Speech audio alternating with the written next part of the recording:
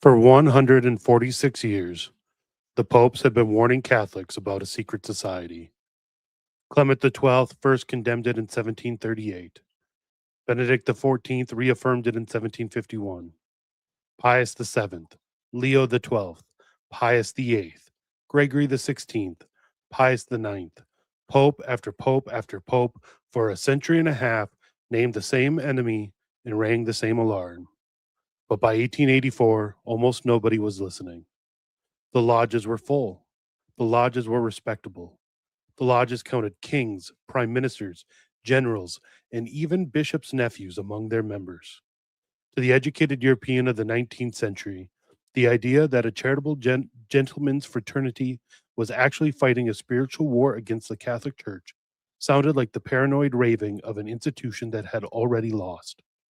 So, Pope Leo XIII, the same scholar pope who had answered the modern world with Aquinas, sat down to write the most detailed, most theological, most devastating condemnation of Freemasonry the church had ever produced. And he didn't open it by talking about lodges. He opened it by talking about two cities.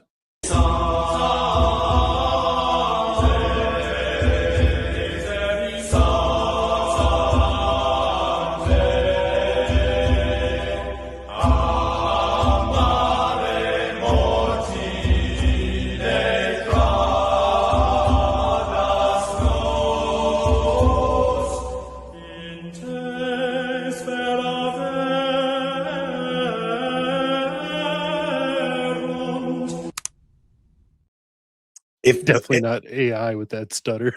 If the last episode was slow, this one is not going to be. No. What an episode. Okay, so first off, Joshua Charles is going to be popping in because part of my studying for this episode was going back and reading the War of the Antichrist with the Church and Christian Civilization, which was Monsignor Dillon's book that Josh republished. Re-edited, yeah. Yeah, he republished it and he wrote an intro to it. And just going back to that made me reach out to him. I was like, hey, if you want to jump on, just because I know Josh has a lot of thoughts on this, but I had never read this encyclical. And right off the bat, it talks about the city of God and the city of man. And it's already playing with the same themes we talked about when we did the Tychonius episode. And I have so many different thoughts on all of this. So like, as Rob's going through the historical context, I have thoughts on why I think a lot of this stuff took root in the aristocracy and in the monarchies, and why what we see what happened there with those monarchies and stuff has now crept into the hierarchy of the church, and they're going to see the same fate as very much in line with what Our Lady said about the bishop suffering the same fate as King Louis, right? It was King Louis, what, the 16th or 15th or 14th who didn't consecrate. Well, the warning was given to Louis XIV, but I think Louis XVI suffered the consequences. Because he consecrated it 100 years too late. I think there's a way to relate all this stuff together. So before we get into that, I don't have a knickknack success story, but I know who didn't take knickknacks. Carmelo Anthony? I was going to say his defense attorney definitely did not take knickknacks. To be fair, man, that guy had nothing to work with. That is true, but that is going to be the subject for our very own secret society. Rob and I started a secret society over on Locals. So if you'd like to discuss the Carmelo Anthony situation over on Locals, that's what we're going to do tonight. Go to knickknack.com, use code AB25% for 25% off your first purchase. Use code AB10 for 10% off subsequent purchases. I think if Carmelo Anthony had prayed a rosary on Black Monk Rosaries, he might have had a different outcome as well. I think maybe if he had just been praying the rosary in general, maybe he wouldn't have murdered someone, but yeah, that's a good point, man. Go to Black Monk Rosary, use code Avoiding Babylon, and you'll get 10% off at checkout. Black Monk Rosaries are awesome. Great wedding gifts, birthday gifts, Father's Day gifts. Father's Day is coming up, guys. Get your father a Black Monk Rosary, and especially a gift for a priest on Father's Day. Yes. If you have any priest friends... I've had a couple priests say that they don't like that, but it's What, probably like more of a personal thing. They a just, gift on Father's Day? yeah. That's interesting. But like I Rob, said, that's probably personal. yeah, I think that's subjective. I also I got tickets to go see Scott Hahn in September. Scott Hahn and Dr. John Bergsma. So I have a priest friend coming to that with me, hopefully. So we'll see how that goes. But Man on the street interviews. man on the street at a Scott Hahn conference. Yeah, Scott Hahn's gonna be at a parish like 10 minutes from my house in September. So I'm gonna go. Him and Dr. Bergsma will be there. And it'll be interesting when I call, because I have Scott Hahn's phone number. Who gave you that? Tim Flanders, like years ago. That's right. So maybe we're like sitting outside, like doing like the meet and greet, and he's signing books. I'll just call him as I'm standing next to him, just to mess with him a little bit. We'll see. Anyway, all right. So Rob, historical context today. What are you gonna do for the historical context? Are you gonna take us through like the history of secret societies, or are you gonna actually take us through the time period? So we've already gone over the time period quite a bit, right? So we're not going to do a lot about the time period. We're going to do kind of the history of masonry. Not super deep, right? Because I mean, you could go really deep into it, but we'll do a little bit of the history of masonry, where it actually comes from, where it gets some of its ideas, what some of the myths are, um, what are some of the other connected organizations, and then we'll talk a little bit about how that leads into Leo writing Humanum Genus. Man, the things that Leo says in that encyclical are I highlighted a lot. you what?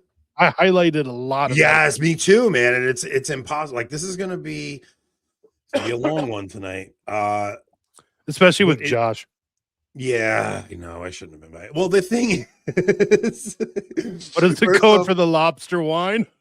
so the funny thing is, I called Josh yesterday to invite him on, and the phone call took like 25 minutes. Like my wife is cooking dinner, right? And I called Josh, and I'm like, Nicole, I gotta call Josh real quick. And she just went real quick. I'm like, yeah, I'll try to make it quick. And I called Josh, and it took like a 25-minute phone call to call Josh. And I was like, all right, I get off the phone with him, and I'm like, Nicole, I got to call Rob real quick and just let him know that I got Josh. I'm like, don't worry, a phone call with Rob is not going to be like a phone call with Josh. I called Rob. I'm like, Rob, Josh coming. I was like, okay. Like whatever I said to Rob was like, okay, sounds good. Okay, see you later. And we hang 25 up seconds. 30 seconds tops. My wife started bursting out laughing. I had to call Rob back. As you're hanging up, I can, like, you weren't laughing, but I could hear something in your voice. I'm like, he thinks something's funny for some reason. Oh, dude, it was just how quick and easy phone calls are with you. You're just like, just get to the point. Tell me the damn thing you want me to know, and I'll say, okay, Yep. or I disagree, whatever it is. It is actually a pleasure to talk to Rob. He's very easy to get on and off quickly with. So, all right, yeah, take us on a trip, Rob. Okay, so for those of you who have been with us for the last few episodes, you already know who wrote this, right? Our last episode was on Attorney Patris and Leo the 13th, who wrote this. So in episode 4, like I said, we talked about Leo the 13th, who was elected in 1878. He was locked inside the Vatican by the new Italian state. And he refused to fight the modern world with another syllabus of condemnations, like the syllabus of errors. So in Attorney Patris, he rearms the Catholic mind with Aquinas. But I mean, what you need to understand about Leo the 13th is he wasn't a soft pope. He wasn't a compromiser. The same year he's restoring philosophy in Aquinas with one hand. With the other hand, he's preparing to name the enemy he believed was behind every assault the church had suffered for over 100 years. He had looked at the wreckage of the 19th century, the French Revolution, the lost papal states, the Kulturkampf in Germany, the closed monasteries, the anti-clerical law sweeping France and Italy. And he didn't see it as just random chaos. He saw a pattern behind it. And, he knew that pattern had a name. And then, so on April 20th of 1884, he wrote that name down in an encyclical named Humanum Genus. And like all encyclicals and most papal documents, it's named after the first two words. So Humanum Genus, the human race. And Leo starts it off by writing that basically since the very beginning, the human race has been divided into two camps, into two kingdoms, basically two cities locked in an unending war. And if that sounds familiar, it's because Leo the 13th is reaching back 1400 years to St. Augustine in his mass work, The City of God. For those of you who are unfamiliar with it, Augustine wrote that all of human history is the story of two cities. On one hand, you have the city of God built on the love of God, even to the contempt of self. On the other hand, you have the city of man built on the love of self, even to the contempt of God. So two loves, two different loves, two different loyalties built into the entire human race since the fall of Adam, since Cain and Abel, since Babel. And Leo the 13th's thesis, the thesis of this entire encyclical, is that in the modern age, the city of man had finally found an organization. It finally had a structure. It had a disciplined, international, secretive body dedicated as its very purpose to the destruction of the city of God on earth. And he believed that that organization was Freemasonry. Before we go into any further as to what Leo the 13th claimed, we have to be kind of careful about the history here, because there's a lot of real history, but there's a lot of myth wrapped up in the subject too. I mean, honestly, the real history is almost as strange and interesting as the myth. And if you got to be careful on YouTube, because if you talk too much about the myth, you'll get a little pop up underneath the video. But I was wondering if we should do should we use like Anthony Stein language for this one? But Rob said no, as long as we couch it in historical context, we should be okay. Yeah, we'll be fine. We don't need to hide what we're talking about. So Freemasonry, it didn't begin as a conspiracy. It was a trade union.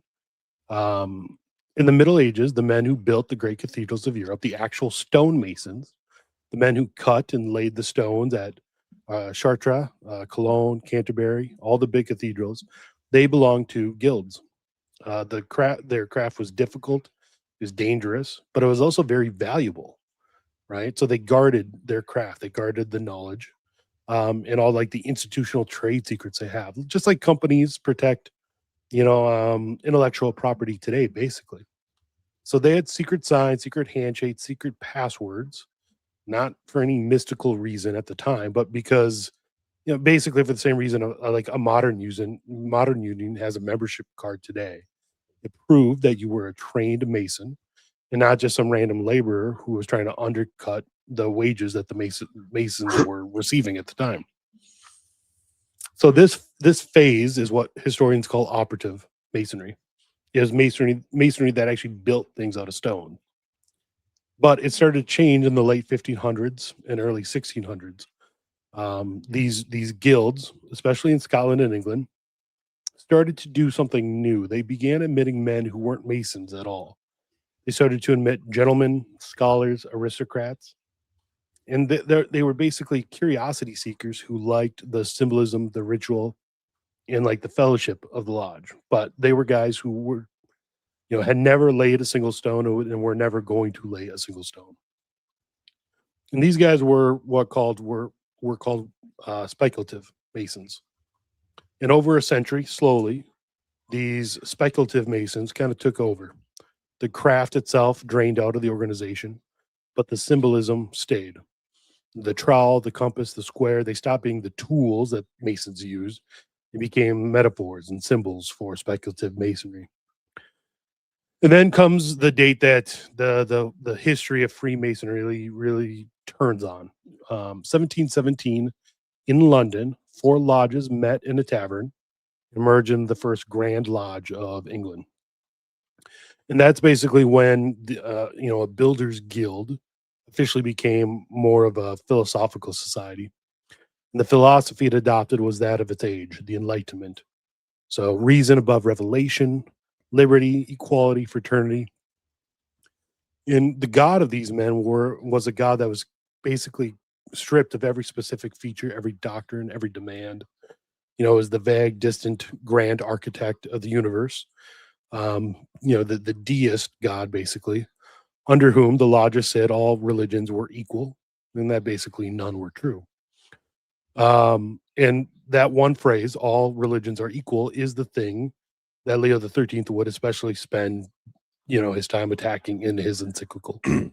To Leo, it wasn't tolerance, it was the denial of Christ. So that's kind of the history of Masonry up until 1717. But we want to talk about kind of the esoteric sort of streams of Freemasonry, like what's real, what's legend. And I mean, let's be honest, most of you guys are here to hear that more than anything, the legends, the myths, conspiracies. But as speculative Masonry grew, especially on the European continent, and especially in the higher degrees, it didn't just stay a deist gentleman's club. It became a sponge. It absorbed nearly every esoteric and occult tradition floating through Renaissance and early modern Europe.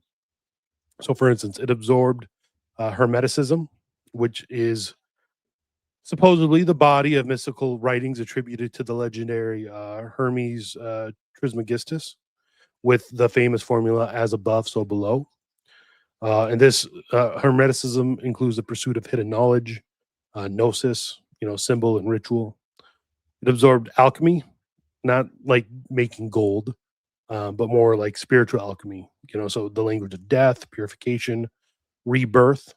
And alchemy maps almost perfectly onto the Masonic initiation and the central drama it includes of the legend of Hiram Abiff, who was the murdered master builder, and they ritually mourn and ritually raise him in their symbolic rituals. It absorbed Rosicrucianism, which was the early 1600s legend of a secret brotherhood that held so-called ancient wisdom and promised a universal reformation of all human knowledge and society. And some Masonic rites and lodges claimed direct Rosicrucian descent. And then it also absorbed elements of Jewish Kabbalah, stuff like the Tree of Life, mystical numerology, esoteric obsession with the Temple of Solomon, all of which are woven to the higher degrees of Freemasonry. Then, of course, you also have the legends of a connection to the Knights Templar.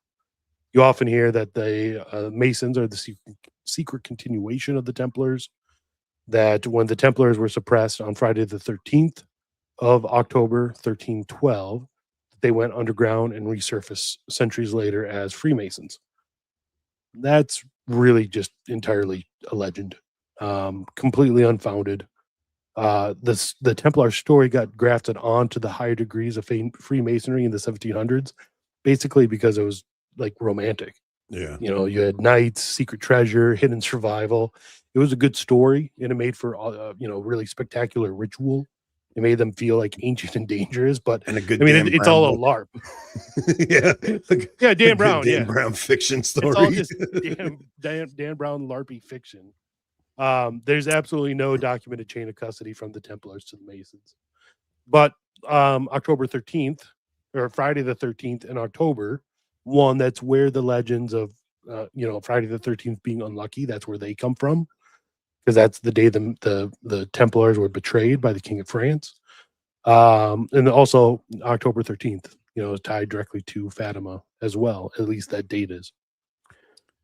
So the actual documented esoteric content of higher Masonry, the Hermeticism, alchemy, the Kabbalah, it's basically the deliberate construction of a rival initiatory religion with its own priesthood and its own sacraments. And that's damning enough on its own. We don't need talk about any Templar myths or anything like that. The Templars were faithful Catholic knights who were betrayed by a secular king and were wiped out. And it's when you can say something. No. Yeah. Go ahead.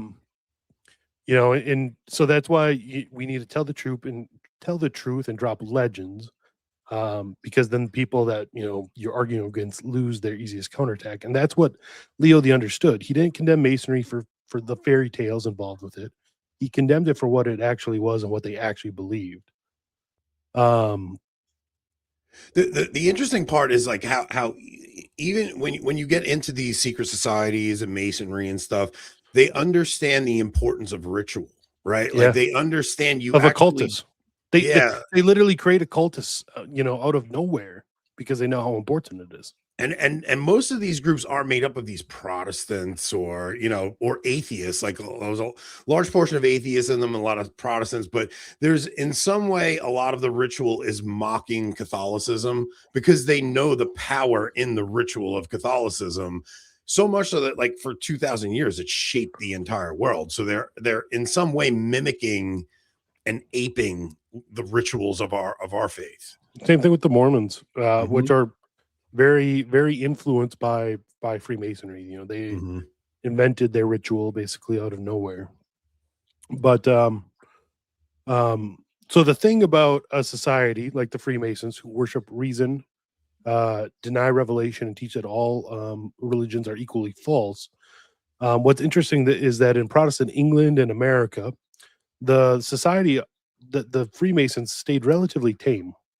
In America and in England, it's largely uh, somewhat charitable and civic organization, and mostly just a network of handshakes, lodges, um, Shriners in their stupid circus cars, things like that. But in Catholic Europe, in Catholic societies, the philosophy of the Freemasons became a weapon. So in Catholic lands such as France, Italy, Spain, Latin America, the lodge became the natural headquarters of the anti-clerical, anti-Catholic movement. They didn't have that to fight against in England and here in America. But where Catholicism was strong, like I said, it becomes the headquarters of an anti-Catholic movement.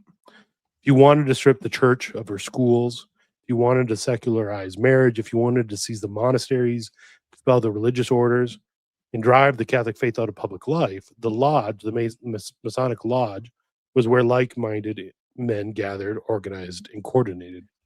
So real quick, like Leo the 13th in his in this encyclical talks a lot about um how those who are mired in vice have no ability to like to withstand the pressures of Mhm. this stuff, right? Like if you're mired in vice, you're just gonna cave into all of this stuff. I think, especially when you get into looking at the French court in the 1700s and you're before the French Revolution and all this stuff, you're dealing with a court who's so mired in vice and they want to go about sexual debauchery, and they have bishops and I think a cardinals around them always looking over at them, right? And you have the people around them and they just want to be left alone to go about and play in their vice.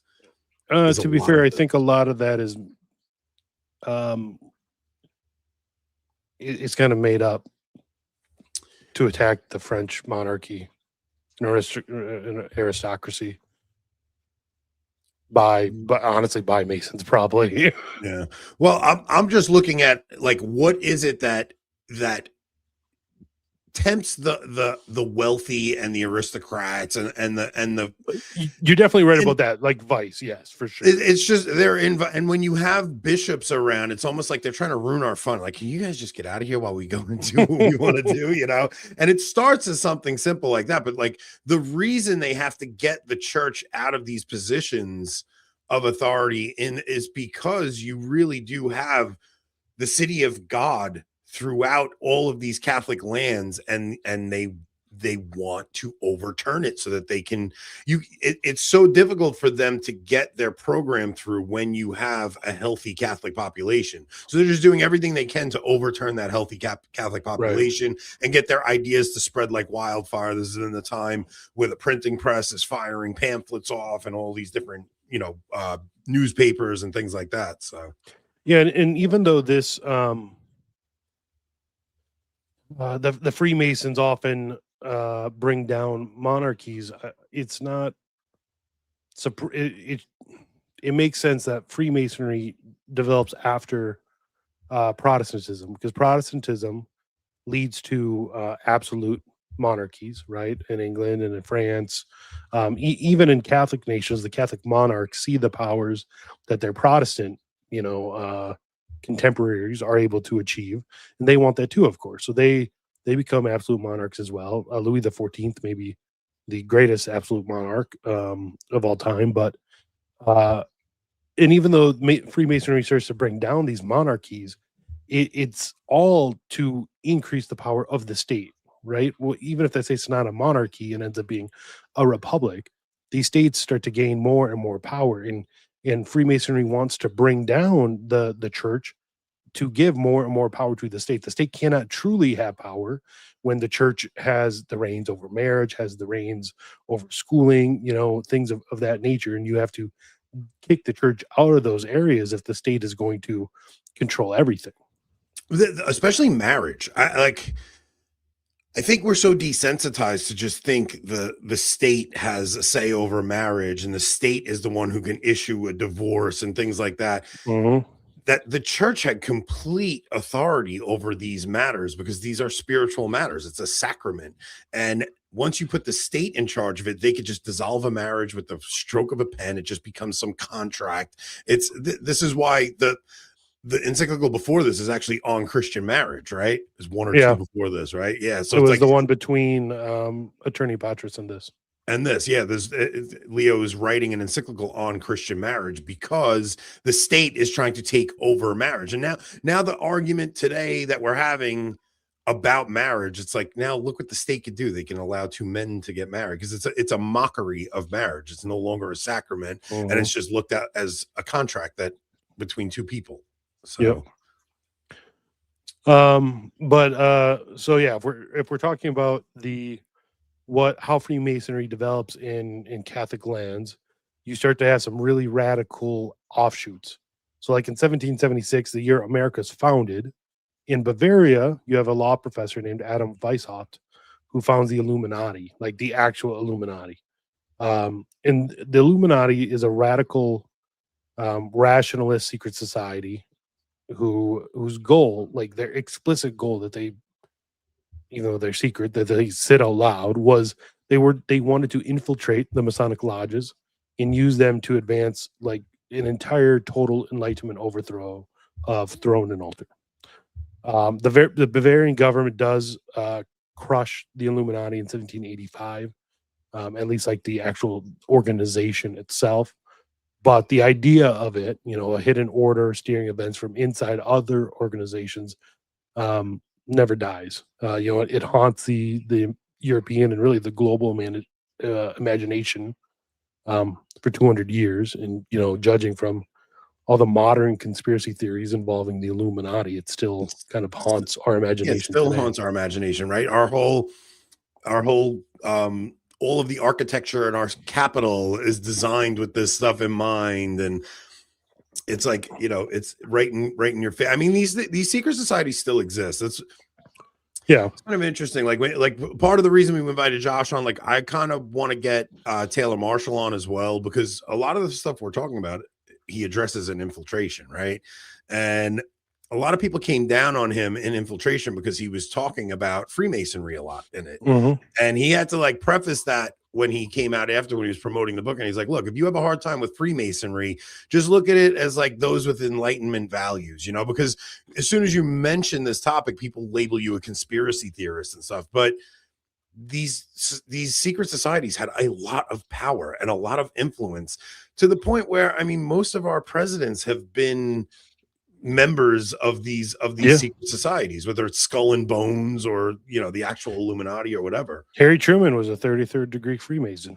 Yeah, like they pick their own stock to then run the country, and they get to develop things out. And I mean, when you look at the decay of the modern state, it's kind of hard to argue and say this stuff is just conspiracy theory, because you see how little control we actually have over our own. Right. And it doesn't have to be like centrally organized, right, by some secretive high council somewhere. It's especially once you infect people with the ideas, right? It's an infection is what is exactly what it is. You infect people with these ideas, right? And then you get these ideas into Catholic seminaries, and now the priests are being formed with these ideas, basically grounding their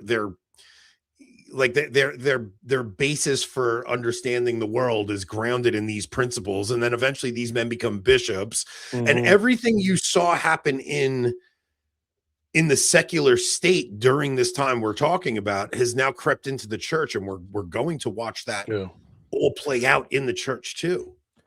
People will make big deals about people being Masons today, and obviously you absolutely should not be a Mason, and the church still condemns it officially, but in some sense it doesn't matter, right? Because the vast 90% of people have beliefs that are as radical or more radical than the most radical Freemasons in the 1800s. Well, and Leo even says in the encyclical, like, the vast majority of people who are Freemasons have no idea about any of this stuff. What he's really getting at are those who are sworn at the highest levels, sworn into these very secretive parts of this organization. They're punished if they betray the secrets, things like that. Like when you see David L. Gray come out and say, I was a Freemason and I left Freemasonry. Like, David L. Gray was not high up in Freemasonry. Like, he just wasn't. If that's the type of people that's high up in Freemasonry, we're gonna have that organization licked in the next 20 years. Yeah, guys. come on. Like, David L. Gray coming out. It's like it's a shtick that he used to gain prominence. If Salza was the best the Masons have, oh boy. No offense to either of those guys. But so okay, you have the Illuminati. In Italy, you have the Carbonari. The Carbonari had Masonic style rituals, secret oaths, hidden cells, but they were openly revolutionary, nationalists, and openly anti-papal. They weren't just metaphor and symbolism; like they were a literal insurrection. They were one of the big engines behind the Risorgimento, but behind the Italian unification movement that we talked about in episode 3, tore the papal states apart and made the Pope a prisoner. So, if you try to understand the view that Leo had in 1884, he had watched secret societies, whether we're talking about Freemasonry or Carbonari or whatever.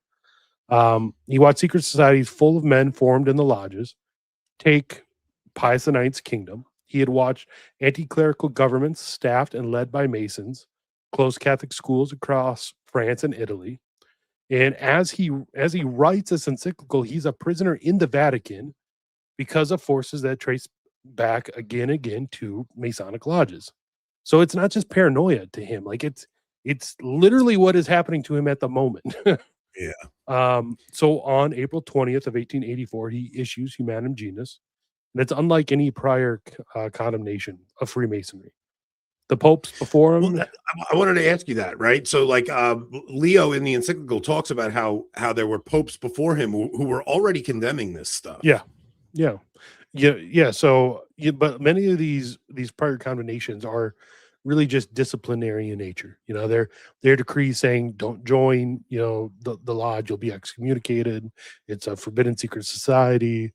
So like Clement XII first imposes an excommunication for Freemasonry in 1738.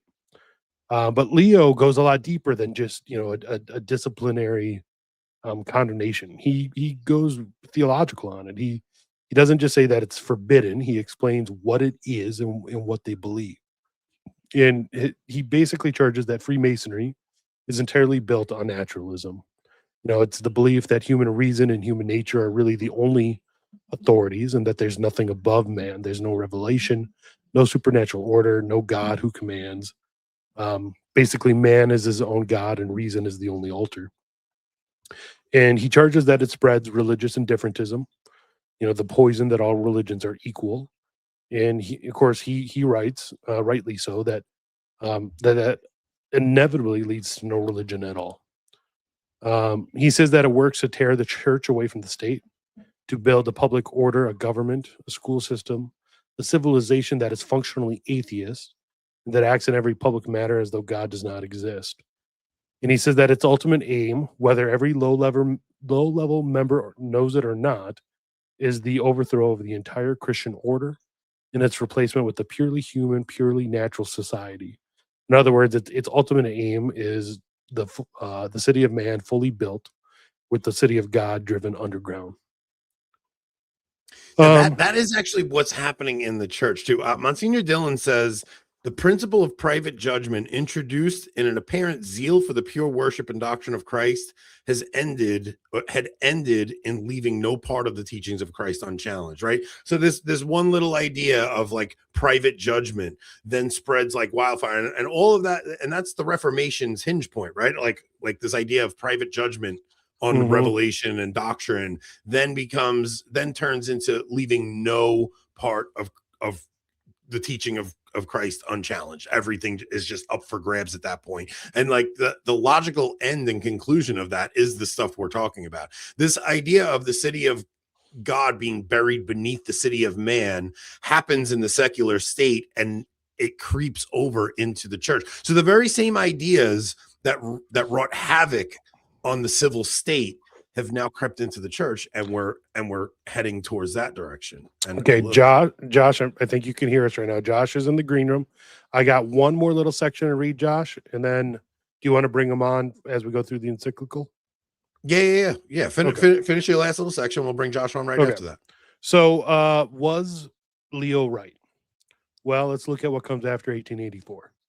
In France, just 20 years later, the government, led by men formed in the anti-clerical Masonic adjacent milieu that Leo describes.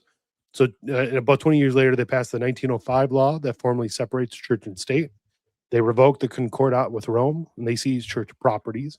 The religious teaching orders are expelled. And basically, the entire program, Leo XIII named in Humanum Genus, becomes French law within a generation. In Italy, you'll already have the anti-clerical state, more or less created by Carbonari and other Masonic groups that had imprisoned the Pope, and they continued to build a public order with the church completely locked out of it.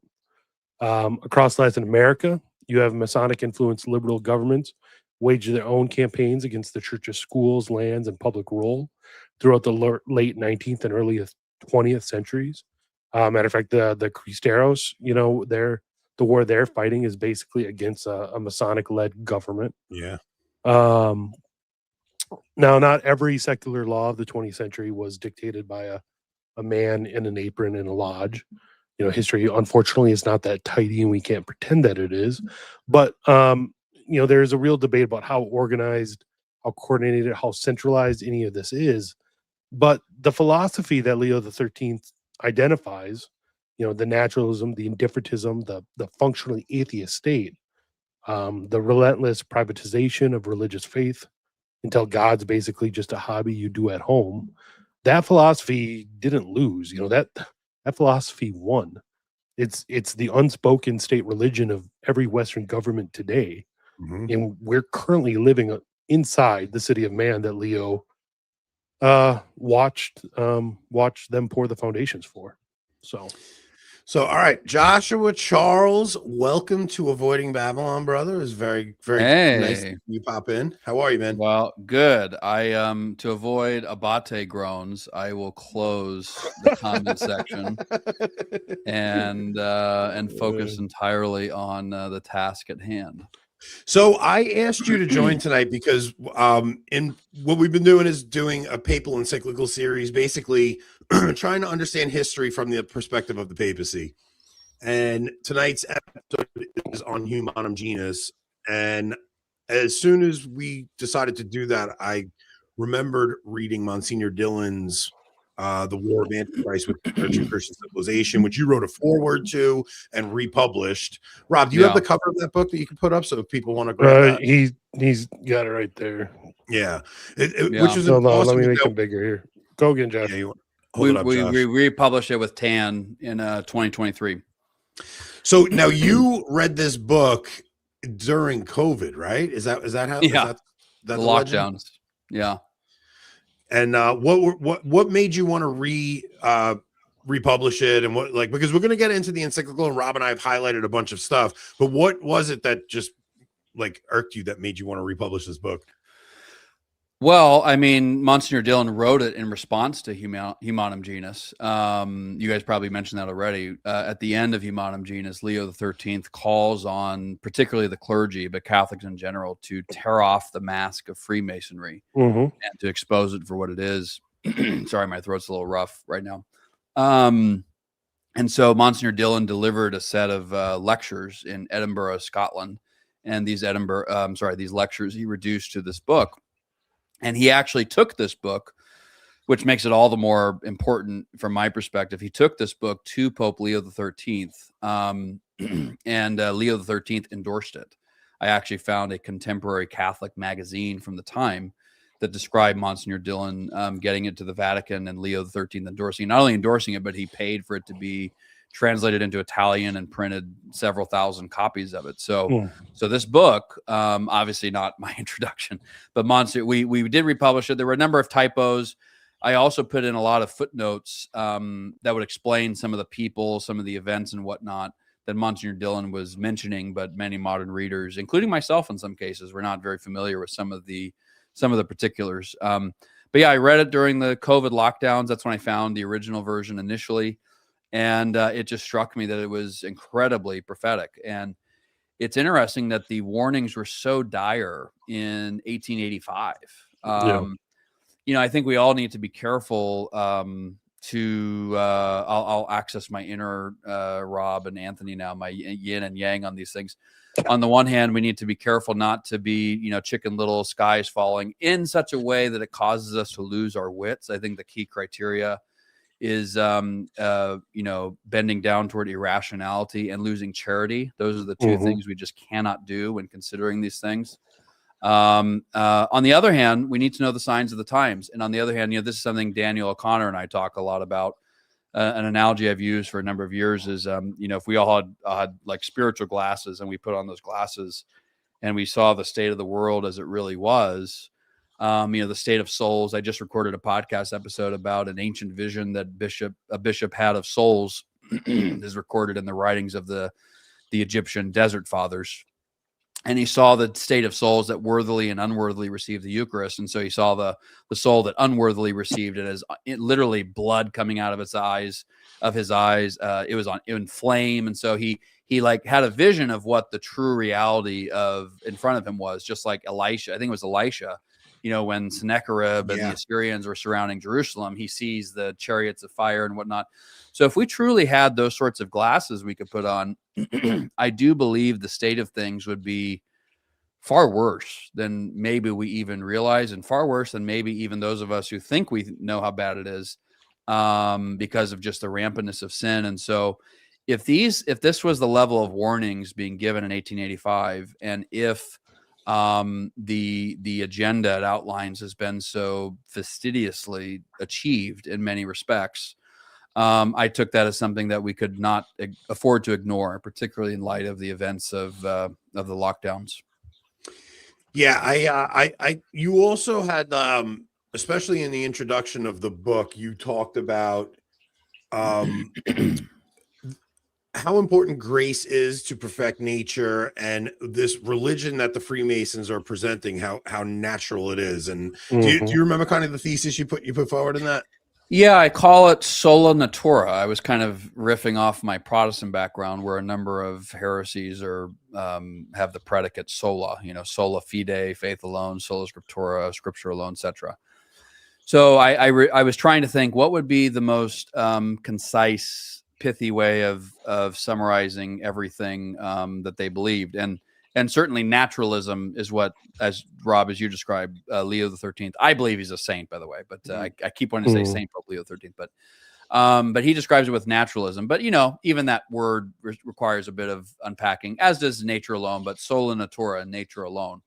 The belief that man's nature alone is proportionate to his final end, which it is not. For us to be proportionate to our final end, which is God Himself, we must be made proportionate by God Himself in order to attain that end. And He does that through grace, through His indwelling divine life in our souls.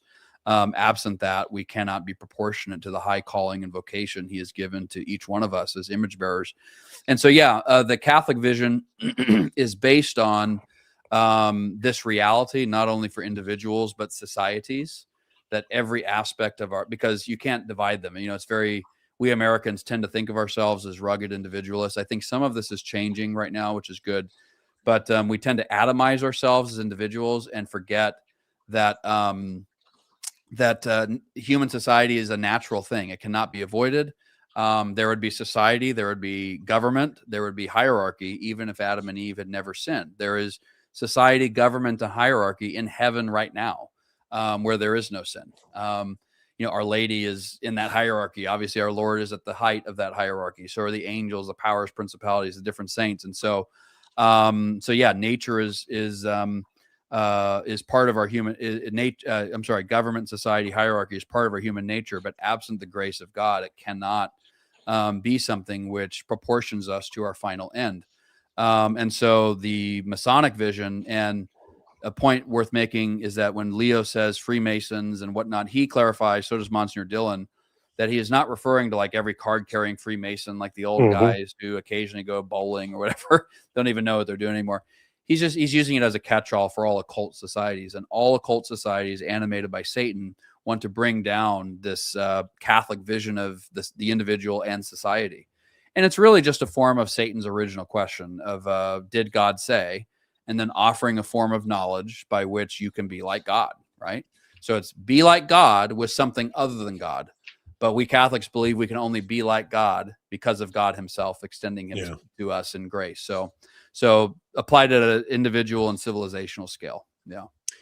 Yeah, I see it very much as, and that's how Leo frames it right from the beginning of the encyclical. So in the beginning of the encyclical, he says, the race of man, after its miserable fall from God, the creator and giver of heavenly gifts, through the envy of the devil, separated into two diverse and opposite parts, of which the one steadfastly contends for truth and virtue, the other of those things which are contrary to virtue and truth. The one is the kingdom of God on earth, namely the true church of Jesus Christ, and those who desire from their heart to be united with it, so as to gain salvation, must of necessity serve God and his only begotten Son with their whole mind and with their entire will. The other is the kingdom of Satan, in whose possession and control are all whosoever follow the fatal example of their leader and of their first parents, those who refuse to obey the divine and eternal law, and who have many aims of their own in contempt of God, and many aims also against God. Right off the bat, getting to Genesis, talking about the seed of the serpent versus the seed of the woman, talking about the kingdom of God versus the kingdom of man, and what I've learned through doing this series is seeing that these ideas and this virus that gets planted into civil society at first, and the church is restraining from this virus, the church is fighting against it. It seems, because we're trying to understand everything that we're in today without just going, oh, Vatican II, you see this mind virus that starts back then creeping its way into the church. Two episodes in a row, we discussed how there were already priests within the church who were pushing these ideas, and the Pope actually had to call them out by name. Gregory the 16th did, right? Yeah, Pascendi, Pius X, and there were even popes before Vatican II, like Pius XII, who was an amazing pope in many ways, but he was already engaging in some pretty profound liturgical novelties and refinements, reforms, whatever you want to call them, that were arguably losses to the liturgy long before Vatican II. We do the pre-55 Holy Week at my parish with permission and all that. It's got a lot of stuff that had already been messed with long before Vatican II started. And as I remind people, because I think sometimes people treat the Latin Mass, which I adore, and it's my far preferred Mass. I believe it's objectively superior to the Novus Ordo. I don't hate the Novus Ordo. I go to a daily Novus Ordo quite frequently. Not interested in creating ghettos in the church, but I far prefer the Latin Mass. But a lot of these things were happening before, and I like to remind people who treat the Latin Mass as a panacea that all the bishops of Vatican II and whatnot all celebrated the Latin Mass. We're all fully Latin Mass, traditional Latin Mass in every way. So yeah, you're right. What you really see when you go back and study this period is not only did they have the Latin Mass, they had the most based popes ever, like literally, like these popes who were calling this stuff out by name, fighting it. The doctrine is intact, the liturgy is intact. You have an amazing pope, and it still cannot stop the advancement of these ideas. I mean, this is our 5th episode. We started off in 1831 with Morari Vos. We're now in 1885, so almost 55 years, and Leo XIII is repeating stuff we heard back in Morari Vos, and that we've heard in every encyclical that we've read since. Well, one thing I thought was also interesting about Humanum Genus and also Monsignor Dillon's book is the popes, particularly Leo XIII, if you want to accuse those who discuss these topics of being conspiracy theorists and tinfoil hat and whatnot, and of course, conspiracy theorists is a CIA invented term after the Kennedy assassination, so that should clue you into its origins. Although obviously there are some conspiracy theories that are false, but they were raging conspiracy theorists. If you take what they say seriously on this topic, and I do. And I think one of the reasons why many people kind of like to dismiss these things, they don't realize that this is literally the air we breathe, the water, if we were fish, the water we breathe. And so in many ways, the Masonic, the occult agenda has already won.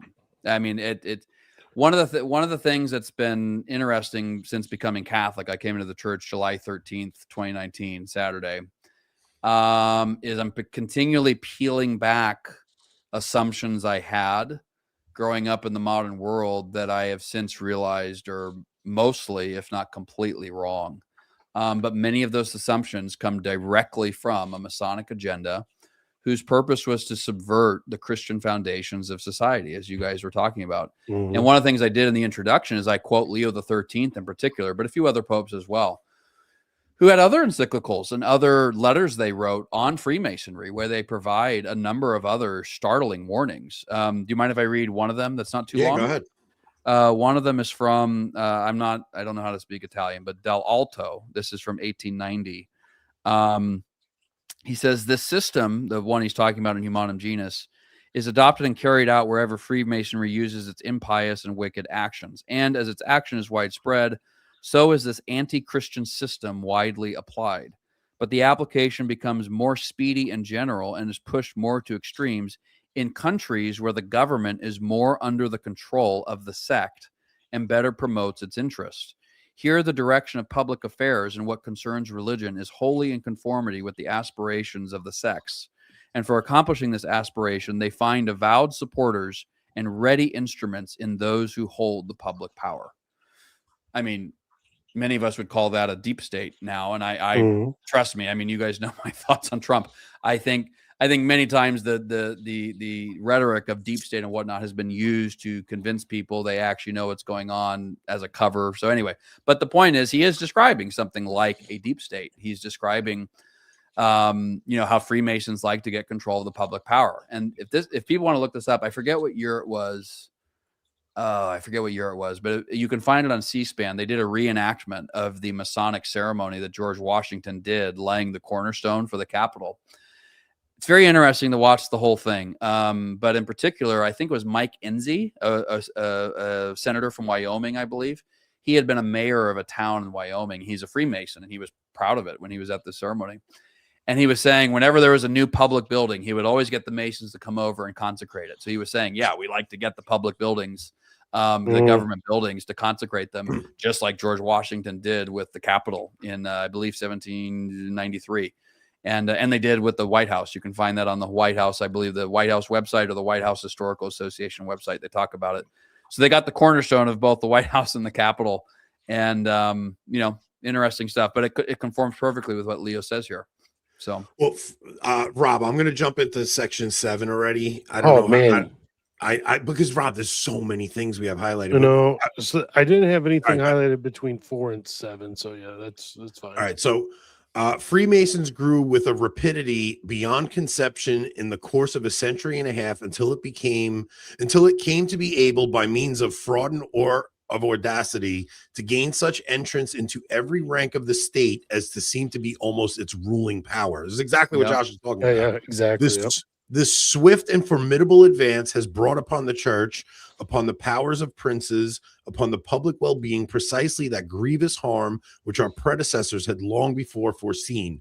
Such a condition has been reached that henceforth there will be grave reason to fear, not indeed for the church, for her foundation is much too firm to be overturned by the effort of men, but for those states in which prevails the power either of the sect of which we are speaking of, or other sects not too dissimilar, which lend themselves to it as disciples and subordinates. Now, this is where I think Leo Is a little optimistic. and not seeing that even in the church, this stuff would wind up taking root in its members. I mean, you go back and you look at Archbishop Fulton Sheen talking to Bella Dodd, talking about communists infiltrating the priesthood and then being elevated up to bishops. And these are the things that we're talking about happening within the church.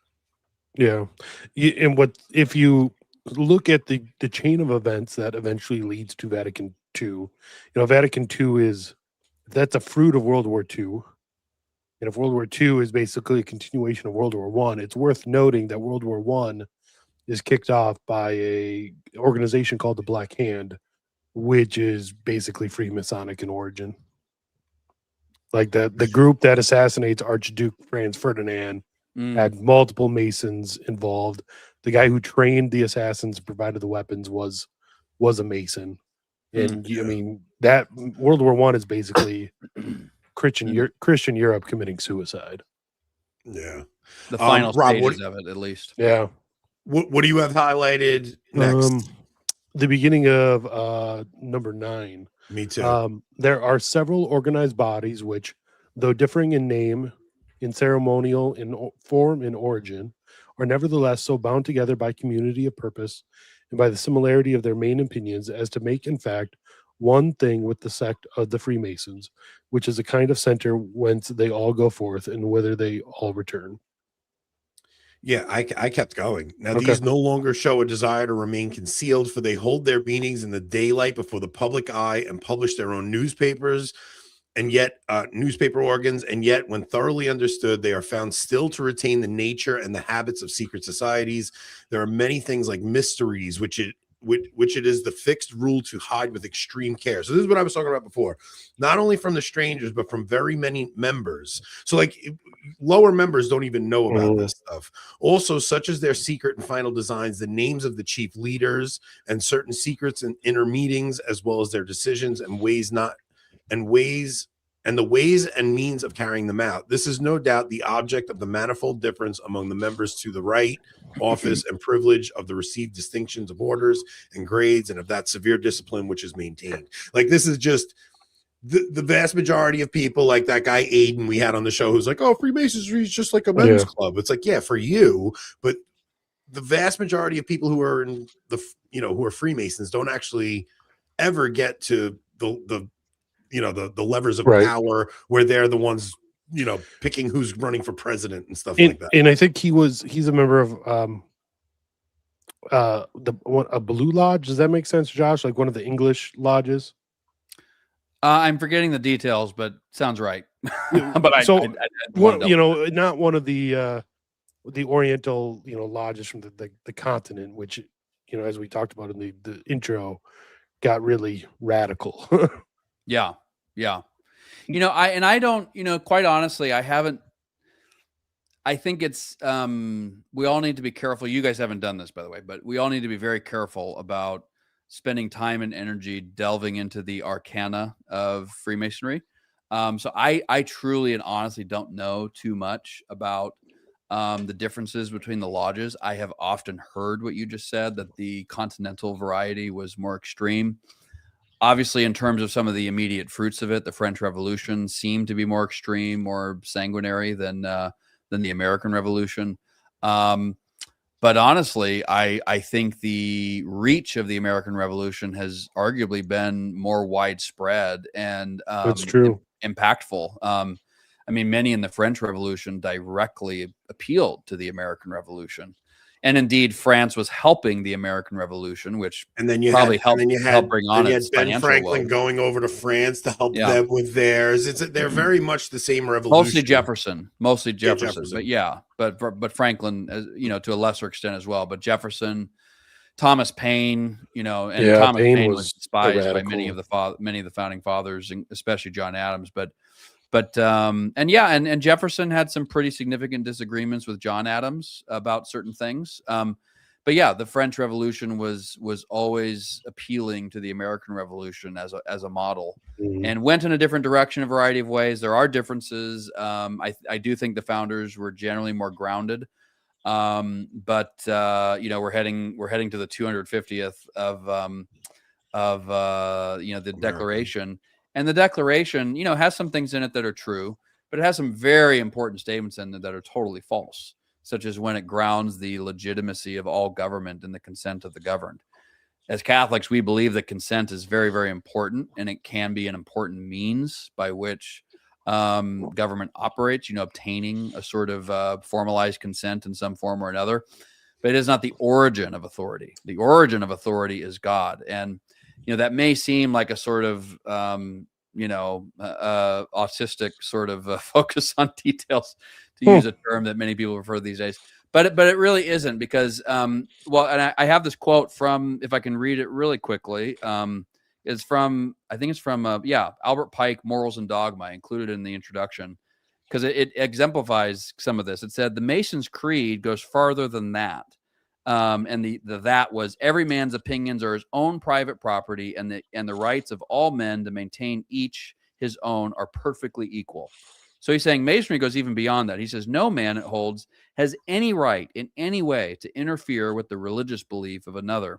It holds that each man is absolutely sovereign as to his own belief, and that belief is a matter absolutely foreign to all who do not entertain the same belief. And that if there were any right of persecution at all, it would in all cases be a mutual right, because one party has the same right as the other to sit as judge in his own case. We can unpack that. And God is the only magistrate that can rightfully decide between them. To that great judge, Masonry refers the matter, and opening wide its portals, it invites to enter there and live in peace and harmony the Protestant, the Catholic, the Jew, the Muslim, every man who will lead a truly virtuous and moral life, which can't be done without grace, by the way, loves his brethren, ministers to the sick and distressed, and believe in the one, all-powerful, all-wise, everywhere present, architect, creator, and preserver of all things. So he's clearly grounding not just right, but absolute sovereignty, he says, of belief in the individual, and by implication, the society of people who determine what they're going to do. And so therefore, when they make those determinations, they don't have a reference point above, as it were, an origination source in God by which to judge their actions. And so anyway, wait, let me just jump in real quick, because it's it's denying the sovereignty of the Roman Pontiff right off the bat, right? Saying that he is not actually one who has any kind of authority on moral matters. It's also to get to what you were saying, where like in the Declaration, how that government gets its authority from the people. There was the phrase that you wrote in the introduction also, is vox populi vox Dei, which is the voice of the people is the voice of God, right? Yep. And I've seen how the church has even adopted that to go where we used to have the sensus fidelium, which would be the sense of the faithful, now seems to be through synodality. It seems like you even heard Leo the 14th say, first you have to change people's hearts before you can change doctrine. So there's not going to be any doctrinal changes under my papacy. So like in one sense, he's saying there's not going to be any changes under my papacy. On the other, he's kind of saying like, well, you have to change people's hearts and then we can do it. So it's the voice of the people would then be the voice of God, and kind of that idea and mentality has infected the church a little bit. Well, and if people, particularly if there are Protestants listening who, well, the Pope doesn't have this, the bishops don't have this, just compare Albert Pike's statement to the apostles. If you were one of the first Christians, Albert Pike's statement would amount to saying that, a new believer has the same authority in matters of religion as St. Peter. or one of the apostles, and that they and notice that he obscures this with a sort of pseudo piety by saying Masonry, God is the only magistrate that can rightfully decide between them. To that great judge, Masonry refers the matter. Oh, this sounds so pious. It sounds so religious, but it isn't. It's literally saying that the apostolic authority God established, whether you take that to be popes to the present day and bishops, which we do, of course, or even the apostles themselves. It literally makes it impossible for Jesus to have established apostles at all, which is why it says, oh, we welcome Protestants and Catholics and Jews and Muslims. It's like, well, yeah, because it's an anti-Christic. It's an anti-Christic. It's also interesting when you, because we've talked about this in the ancient world, when the pagan religions were going away, there was this there was this one story of how Julian the Apostate told the priests of these cults, you need to care for the poor, because that was the thing that attracted people to Christianity in such a big way during the early church, where when they would typically just throw a baby on the side of the road if it had any kind of deformity, the Christians would care for that baby and pick that baby up, right? And you see, even these Masons are telling in their bylaws, like, we have to care for the poor first and foremost, right? Because they know that caring for the downtrodden and the poor is such an attractive thing and such a instinctual it's a warping of Christian doctrine, obviously, the way they're doing it, but it is such an attractive thing that it does bring people in. If you just see people being kind to people, it will pull people away from the true faith and show like this kind of aping of Christianity over on the other side. Yeah. Yep. Okay, Rob, what do you have next? Well, I'm just going to say real quick, in the beginning, how he talks, Leo talks about Augustine, city of God versus city of man. I like how also shortly after what we just read in number 9, he compares the Freemasons to the Manichees, which is Augustine was a Manichee for a while, correct? A Manichean? I believe so. He was certainly affected by those ideas. Yeah. So Leo says Freemasons, like the Manichees of old, strive as far as possible to conceal themselves and to admit no witnesses but their own members. So I had the rest of that paragraph highlighted, but we probably don't have time to read it. But I thought it was interesting how Leo really has this theme of Augustine going throughout this whole encyclical.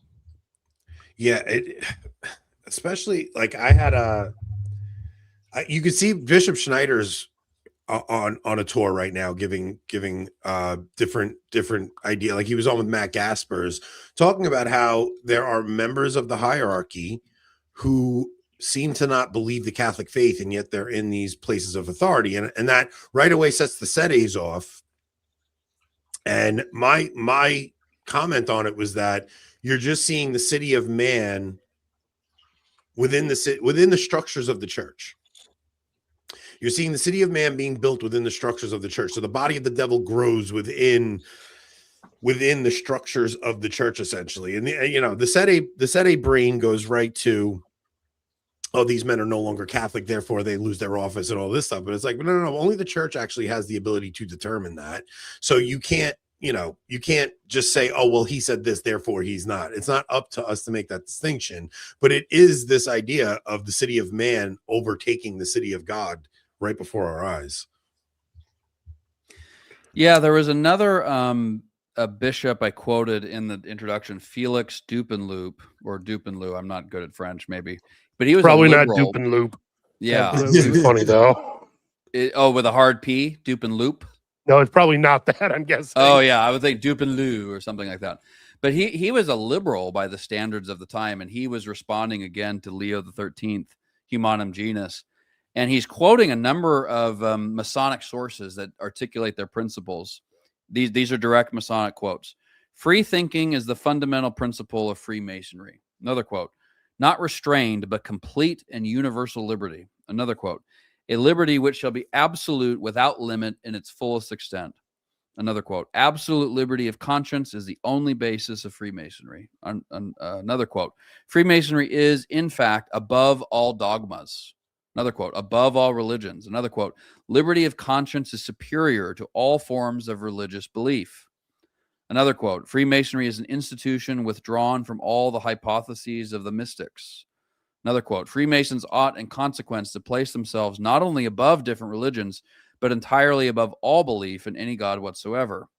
Another quote, we will be our own priests and our own gods. Another quote, this unlimited, complete, and universal liberty is a right. And there's what Bishop Dupanloup says about it. It is this liberty, untethered to any objective and absolute truth, that the Masonic program intends to spread to every part of the world, amounting to nothing but this, that every man did what was right in his own eyes. That's Judges 21:25. Yeah, I mean, it's kind of scary when some of those ideas are infected to the highest levels of the church when they're talking about, it sounds like the Assisi meetings, man, religious liberty, the church pushing it. I mean, it's just, these ideas that we're talking about are they wreaked havoc on secular society, and now they're wreaking havoc within the confines of the church. Well, not only that, but I don't know about you guys, and we don't have to go down this path if you don't want to, but it realizing a lot of these things over the years is, I was already engaged in this beforehand, largely thanks to some of the founders I was reading, but it went into overdrive when I started diving into this stuff, a profound skepticism about a lot of our American foreign policy, the agenda that we're spreading around the world. And the rhetoric that which we cover it with. I don't know about you guys, but that was among the other things that has been interesting to me in studying this. Well, also to even get to in paragraph 16, Pope Leo says, "Is all who offer themselves or receive whatever may be their form of religion may where are we thereby skipping? teach." I'm in 16, like towards the end. Okay. Teach the great error of this age, that a regard for religion should be held as an indifferent matter, and that all religions are alike. This manner of reasoning is calculated to bring about the ruin of all forms of religion, and especially the Catholic religion, which, as it is the only that is true, cannot, without great injustice, be regarded as merely equal to other religions. Mm-hmm. And of course, that's in our Constitution. There shall be no religious test for any person holding office. Man, there's so many in here, Rob. I mean, I'm going to jump down. Which again, I want to be clear about that one point. There can be prudential reasons for doing things like that. So I don't think something like that is, well, I mean, there's a sense in which you could say it's per se evil, but I think our system was framed. It's a Protestant solution to a Protestant problem, which is to say it's a non-solution to an ever worsening problem, as we're seeing in. Well, I also see there's wisdom. There is wisdom in the church talking about religious freedom in the context of Christians living in Muslim Africa, right? It's like Christians living under persecution in Africa. It's like the church going out and talking about religious tolerance and religious freedom in a non-Christian land. I could see having benefits, right? But to have it as the policy of the official policy of the church is dangerous. So, well, and there is a legitimate religious liberty that we Catholics believe, and we need to keep that in mind too, that, in the medieval period, popes were very clear. I mean, I say the medieval period because I think people would think, well, if there's any time period when the popes would be the most tyrannical and the most erroneous and whatnot, would be the medieval period. But in the medieval period, even, you find many declarations by the popes that are very clear. You cannot force conversions by the sword. Yeah. Where it gets interesting is how does this apply? And this would be for another discussion, but how does this apply to those who are bound by covenantal obligations, by baptism? Because that does change the analysis somewhat. That would be another discussion. But yeah, the church has always been crystal clear. You cannot go to a non-believer and convert them by the sword. That's completely illicit. Unless it's your wife. You're allowed to waterboard your wife until she converts. That's just have her mow a lawn, right? Oh my God! You're making jokes about my sister's hands. Holy cow! Not jokes about her. I'm jokes about you. What you would do. You want to know what's funny? Ever since we did that video, my whole YouTube feed is just popping up of people who cut their fingers off. No, I feel horrible for your sister, but I generally agree that women and power equipment don't mix. Well, so Josh was talking about politics. Paragraph 22, Leo talks about Masonry and politics. He says, then come their doctrines of politics, in which the naturalists lay down that all men have the same right and are in every respect of equal and like condition, that each one is naturally free, that no one has the right to command another, that it is an act of violence to require men to obey any authority other than that which is obtained from themselves. According to this, therefore, all things belong to the free people. Power is held by the command or permission of the people, so that when the popular will changes, rulers may lawfully be deposed. And the source of all rights and civil duties is either in the multitude or in the governing authority when this is constituted according to the latest doctrines. It is held also that the state should be without God, that in the various forms of religion there is no reason why one should have precedence of another, and that they are all to occupy the same place.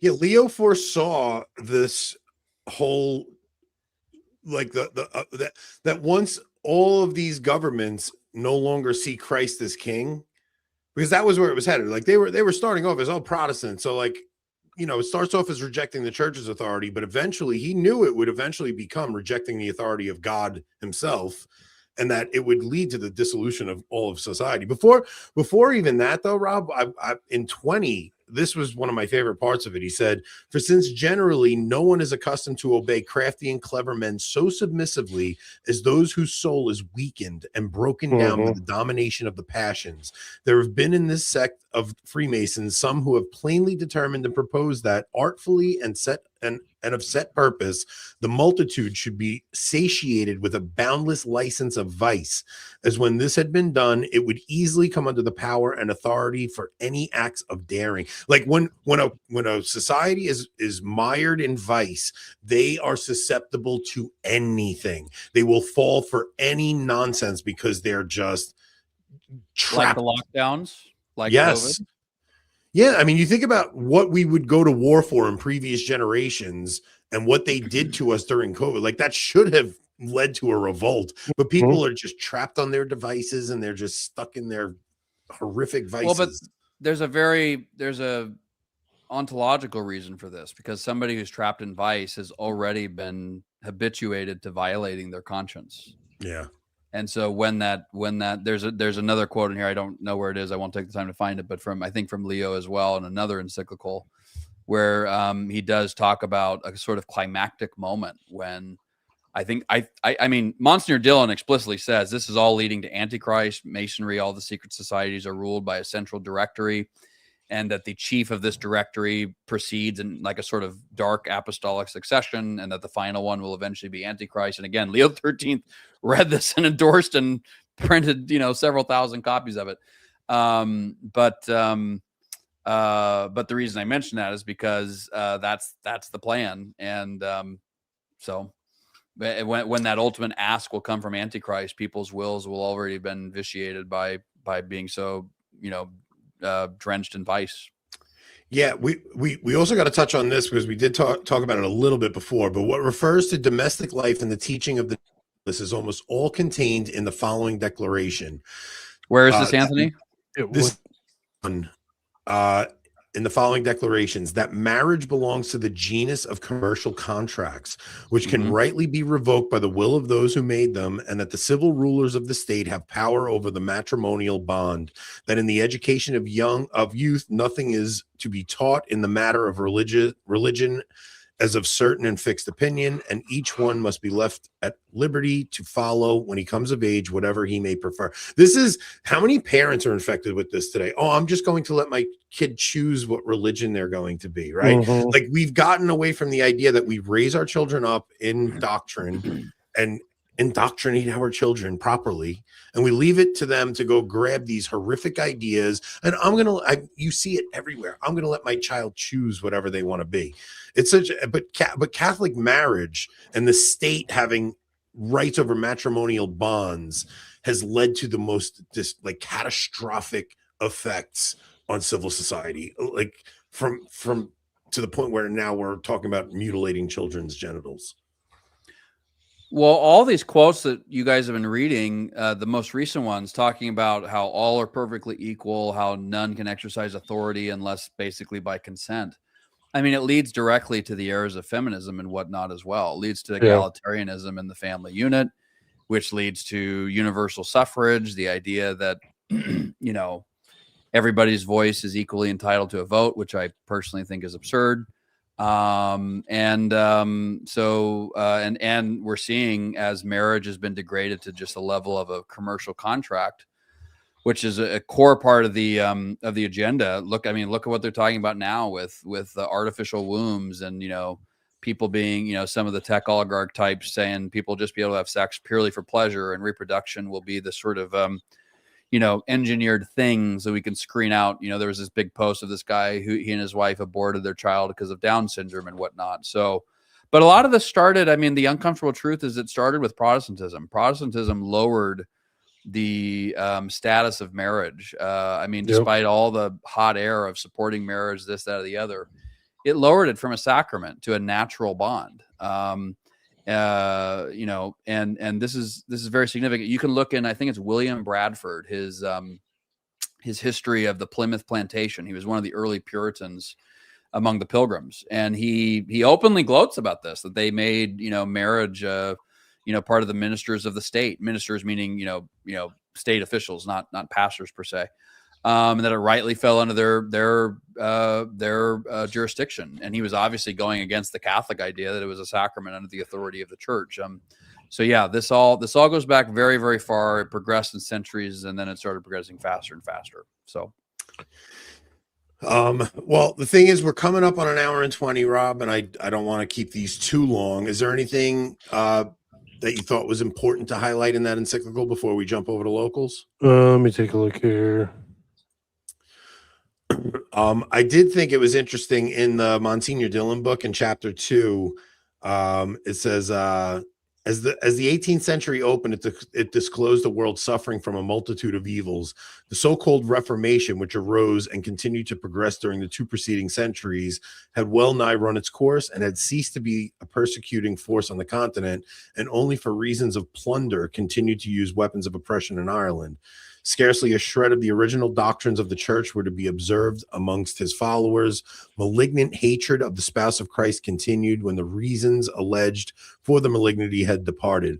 Amidst the multitude at the time, calling themselves Protestants, little remained certain in Christian belief. It's the rebellion of Korah, which St. Jude warns against. It's the same principle of egalitarianism, of there's no hierarchy, right? It's a priesthood of all believers. And if you study the story of Korah, I think it's in Numbers 16, they basically say to Moses and Aaron, who are you to say that you're any higher than the rest of us, right? That there's this ministerial priesthood. And God swallowed them up. And then later on in Numbers 17 and 18, God affirms the Levitical priesthood. Anyway, so this all goes very... If I can make one other quick point, is that because this relates very much to the civilizational aspect of all this. I've made the point on your guys' show a number of times over the last few years, when people talk about, issues with the old covenant people and whatnot. This issue, to the extent you're able to address it in a fully Catholic and Christian way, was made impossible at civilizational scale once baptism was no longer the bond of full citizenship. And so, one of the things that the French Revolution did was Jewish emancipation, which had never happened before. And so Jews were entitled to the full rights of citizenship, which essentially meant that baptism was no longer considered the premier mark of union among Christians. Think about that. Yeah. Now, of course, that started even earlier. It's not just a Jewish thing. It goes back to the so-called Reformation, the revolt, because Christian baptism at that point should have been sufficient to obligate you to the duties of obedience to the apostolic hierarchy and everybody getting on the same page and whatnot, but it wasn't. So again, it was a nugget in the so-called Reformation, and it sort of blossomed into a society where in the U.S. Constitution there's no religious tests and whatnot. And what that means is that the oath, when we're all baptized, whether as children or later on as adults, we take either through our godparents or through ourselves, we take a series of oaths, right? And so that oath was the bond of a Christian society, baptism. And yeah, that Christian society had the leeway to tolerate non-Christians, to show them love and care, to make sure they were protected. That was papal policy toward the Jews for millennia, despite the fact that, yeah, there were some evil Catholics who disobeyed that. But that was papal policy for millennia. Ironically, it was Martin Luther who said, burn them all down, kill them all, murder them all, so he was very different than what the popes were saying. But once we decided that the oaths that would unite society would go from the supernatural to the natural, that's sort of the naturalism that Leo XIII was talking about. So anyway, just a thought. I have some bad news, Anthony. What's that? Locals is down. Like actually down? Yep, I cannot get to the website at all. Other people are saying the same thing. I'm on downdetector.com and they're saying locals is down. Oh, that stinks. So people aren't watching on locals right now. I wanted to talk about Carmelo Anthony tonight. I mean, we could do it over here. We could, yeah. Could do it over here. Can anyone else, can other people try to get on locals? See if they can get on. I'm gonna try. Why don't you try from your computer, Ant? I am right now. It just comes up saying, oops, something went wrong. Yeah, error, uncaught client exception. Yeah, all right. now, yeah. So, Josh, do you want to stick around for the Carmelo Anthony combo? Or you gotta Who is that? Oh boy. Really? Are you that like out of the loop of the big trial? Gladly, yes, gladly. The cultural conversation right now of Carmelo Anthony, who murdered Austin Metcalf. In Texas? Yes, in Texas. Oh, I didn't know. I didn't hear what happened. No. Carmelo Anthony was found guilty today. So, all right, I guess we'll do it over here. But Josh, you can stay or go. You're no, that's not really my wheelhouse. Thank you guys for covering the book a little bit. So love what you guys are doing. Congrats on exceeding 100,000. Well deserved. Thank you. So that's awesome. Yeah. Anthony? Also, Nancy, your sister, is coming on next Thursday. Yeah. And we wanted to get her on before the end of Pride Month. I want to just check in on her and see how she's doing, being in the church, in a church that seems so hostile to those people with same-sex attraction who are trying to live a chaste life. Yeah. We're very proud of her. I know she's one of the few women that gets a pass from you for we give two women a pass. We give Catherine from Catholic Unscripted and your sister. Yep. So that's awesome. Well, she's great. And we're hoping Nancy gives us a little inside gossip about Josh. I'm going to find out what kind of boss Josh is. I need some dirt. I need some dirt on my pal Josh. Good luck. Many people say the best interview that she had ever given was on our channel. I'm just saying. We asked some good questions. So, all right, Josh, thank you for coming, man. Yeah, man. Thank you guys. Appreciate Thanks, Josh. Have a good night. Bye-bye. For everybody else, if before we cut over to Carmelo, because I definitely got to talk about this. If you guys want to leave us a tip for this series, it would help because these shows never do well. So Rob put a little tip jar up on our website. If you guys want to throw us $2-3. Yeah, just go to avoidingbabylon.com or scan the code. Or scan that to donate. $2, $3. We'd help with anything helps. Some people are saying it's working, but it sounds like the app might be working. But I know I can't. Website's not. I still can't get on the website, so I couldn't see the chat right now. I'd much rather be on locals, but if we got to do it here, we got to do it here. I mean, I couldn't even get on locals to click the button that makes it supporters only. LLC. Bobby's always a good supporter.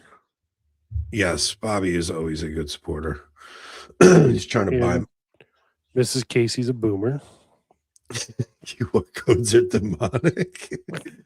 Yeah, I don't know. I don't think I could get it on the app either. So let's. Yeah, this. All right, whatever. We'll just do it here. Okay. Yeah, because all right. Let's see on the app. My app I haven't used it in so long. It's not even downloaded. So for all you YouTube guys who do not join locals, you will be getting a local show tonight. So we would appreciate if you donated like at least $1 or $2, guys. All right. So if you're not a locals member, come on, please, guys. All right. So wait, let me pull up clear browser cookies to get into locals. So if I do it from an incognito window, that should work. There's a couple things. We also got JD Vance talking to what's his name from Fox News, that annoying guy, talking about Catholicism and why he converted. But okay, I am into locals now. What do you want to do? You want to stay over here? Well, do you know how to clear browser cookies?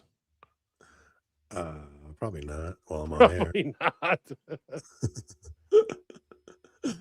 But will other people be able to get on locals? You guys got to tell us if you can get over there. I don't know. What do you think? I really don't want to clear my browser cookies right now. Yeah, no, we don't have to do that. We'll stay here. All right. So Rob and I watched the most liberal, insane feed of the Carmelo Anthony thing. I would not have thought Court TV would be worse than MSNBC. It was so bad, man. I think I did send a clip. It's the last one I sent. You want to play that clip real quick? Yeah. The last one or the Court TV panel melts down over Court TV one, the second to last one. This was. I think you and I listened to this part live. Yeah, we listened to this live and we were just dying, like texting. I was like, I'm so happy you're listening to this right now because this is absolutely insane. I would not have believed you if I hadn't been, watching it.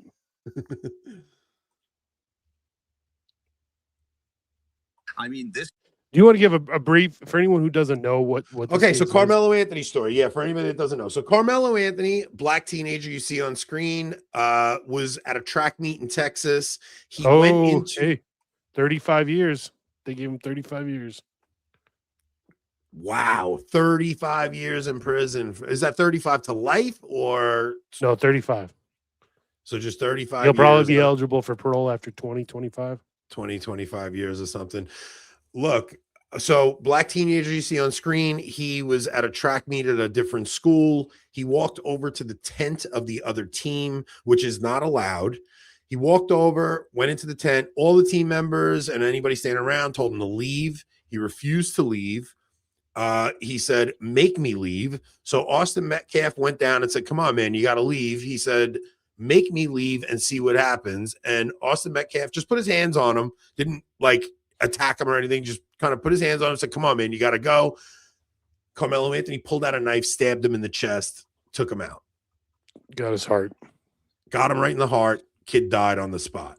Yep. Carmelo Anthony just tossed the knife on the ground or like tossed the knife to hide it or something. Then his mom came and his mom tried to hide the evidence, all this crazy stuff that happened.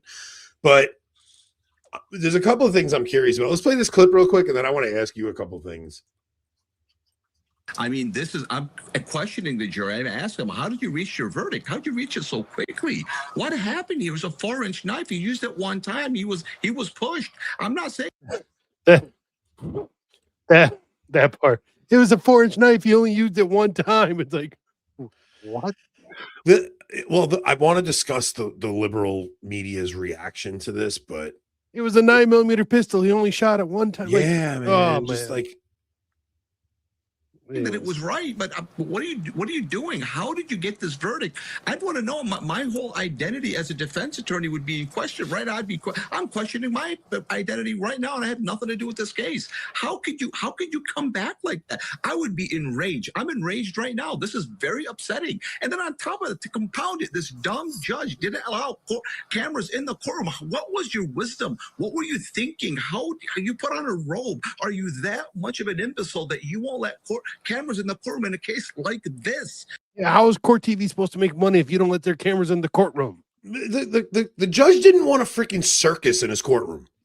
No. Like the judge was trying to give this kid the most fair trial he could by not making it a media circus. So he says no cameras in the courtroom. Father McDonald saying he's able to watch from locals via Apple TV. Whatever, we're doing it here. He didn't want a circus going on in his courtroom. So he said to get the cameras out of there. Mm-hmm. The way people are reacting, I heard one guy say, there's the people there who are supporting Austin Metcalf. They should just leave. They won now. Why are they even there anymore? Why do you have to rub it in? And it's like, if the situation was the other way around and Carmelo Anthony had won, would he be telling his supporters to leave? Oh, you won. What are you standing around there for, right? No way. Of course not. These people are acting like this kid was an innocent kid who did nothing wrong. He took the life of another person for absolutely no reason. Mm-hmm. Like he just killed the kid in cold blood for absolutely no reason. The mother and father, this kid, this of happens. of Austin. Oh, no. There's a couple things going on. The father of Austin Metcalf, right off the bat, came out and was like offering his sympathy for the mother of Carmelo Anthony, saying he forgave Carmelo Anthony right off the bat, like right when this happened. Might Everybody be was the like most outraged. cucked man alive. Yeah, like everybody was like outraged by this, right? The mother of Carmelo Anthony, they raised like $600,000 or $700,000 for this kid's legal $900,000 for this kid's legal defense. The parents went and bought themselves a new BMW. They went and bought themselves a new Cadillac truck. They went and rented they're renting a $900,000 mansion. That's right. Sorry. Yeah, so they raised $500,000. Yeah, I think it was $600,000 they raised. They go and rent this mansion in a gated community, buy themselves 2 cars, and they leave Carmelo Anthony with a public defender. Can you imagine how pissed off you'd be if you're one of the people in the gated community? You're like, the people we pay to keep out of here are now inside the fence? Dude, but think about what selfish, scummy people his parents are. His parents, absolute awful people. Look, and I'll say the same thing about that girl, Sharilla, who killed her boyfriend in the car. Did you see that crash documentary? Yeah. I didn't see the documentary, but I know what you're talking about. This girl went and crashed her car, killed the boyfriend on purpose. And the parents, instead of like trying to get this girl to learn some lesson from this and maybe come out, they gassed her up and made her and telling her she did nothing wrong. It's like psychotic behavior to do. Like this kid threw his whole life away by stabbing another kid for absolutely no reason. The parents they're disgusting human beings, the two of them. Like the only thing that would make this verdict any better is if the parents were locked up in prison also. What I'm curious about, because I have a couple of questions. Like, first off, how did they get an all-white jury? It wasn't all white. There was just no blacks. So I think there were probably some Latinos on the jury. How did they? But it wasn't. How did they pull that off? Well, so I've heard in jury selection, one of the 3 black potential jurors was asked if he could find another black guilty, and he says something along the lines of, "I would feel bad for putting a brother in prison." So that basically gave the prosecution immediate cause to get rid of him. And then the other, I think all 3 of them were teachers, and the prosecution, well, both sides. There's a certain number of jurors they can potential jurors that they can strike for no reason at all. Yeah. Right. So the 3 that the prosecution struck were all black, but they were also all teachers, and teachers often have a hard time finding, students or people of student age guilty for crimes. The jury selection used Jedi mind tricks. How would you feel if you didn't have breakfast today? Yeah, you ruined. That would have been such a good line. You ruined it. Oh my goodness! What the prosecution did is they played a very short, high pitched beep, and anyone that didn't hear it, out right away. I had a fight with the guy at the gas station. We get gas out at work. Because for 3 months, that fire alarm chirp was going off. And I'm like, bro, if you don't put batteries in that fire alarm, I'm calling the fire department and I'm having you arrested for 3 months. Surprised you didn't buy batteries and go put them in yourself. It was an Indian guy too. I was like, I guess the Indians don't hear the chirp either. So, all right. So an all-white jury. Now, here's what worries me about juries. Yeah. Okay, so 3 jurors are allowed. Okay, so 3 jurors are allowed to be rejected by either side. Yeah, for no reason. Here's my worry about juries. Yep, is that they're supposed to just be a random selection from the jury pool, but because we allow so much personal information on our phones these days, I really do worry that the government can narrow down that random selection to a very they know which way people are going to vote in a jury pool before they're even in there. I mean, okay, a lot of this stuff, like this isn't like a federal court, right? Like this is a lot of times these State. are county courts, and like Yeah. your average county has a hard time, you know, making sure the streets are plowed.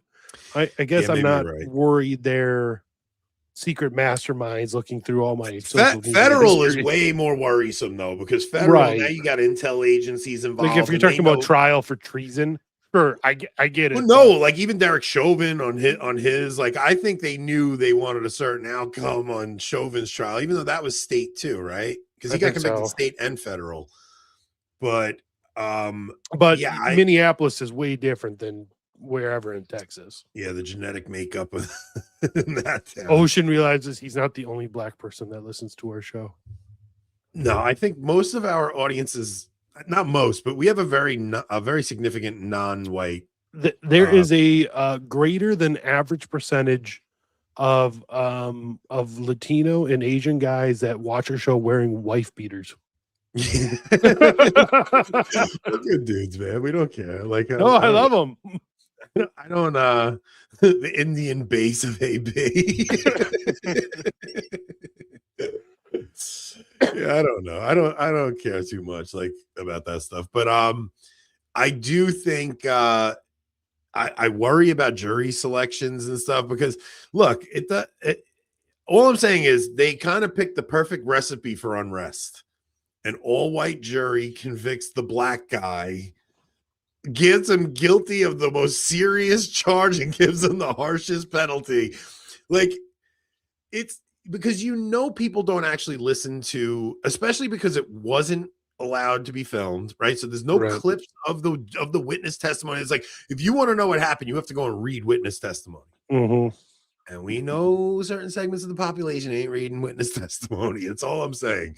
It basically seems like the perfect recipe to cause unrest. Now, do you think there will be civil unrest from this?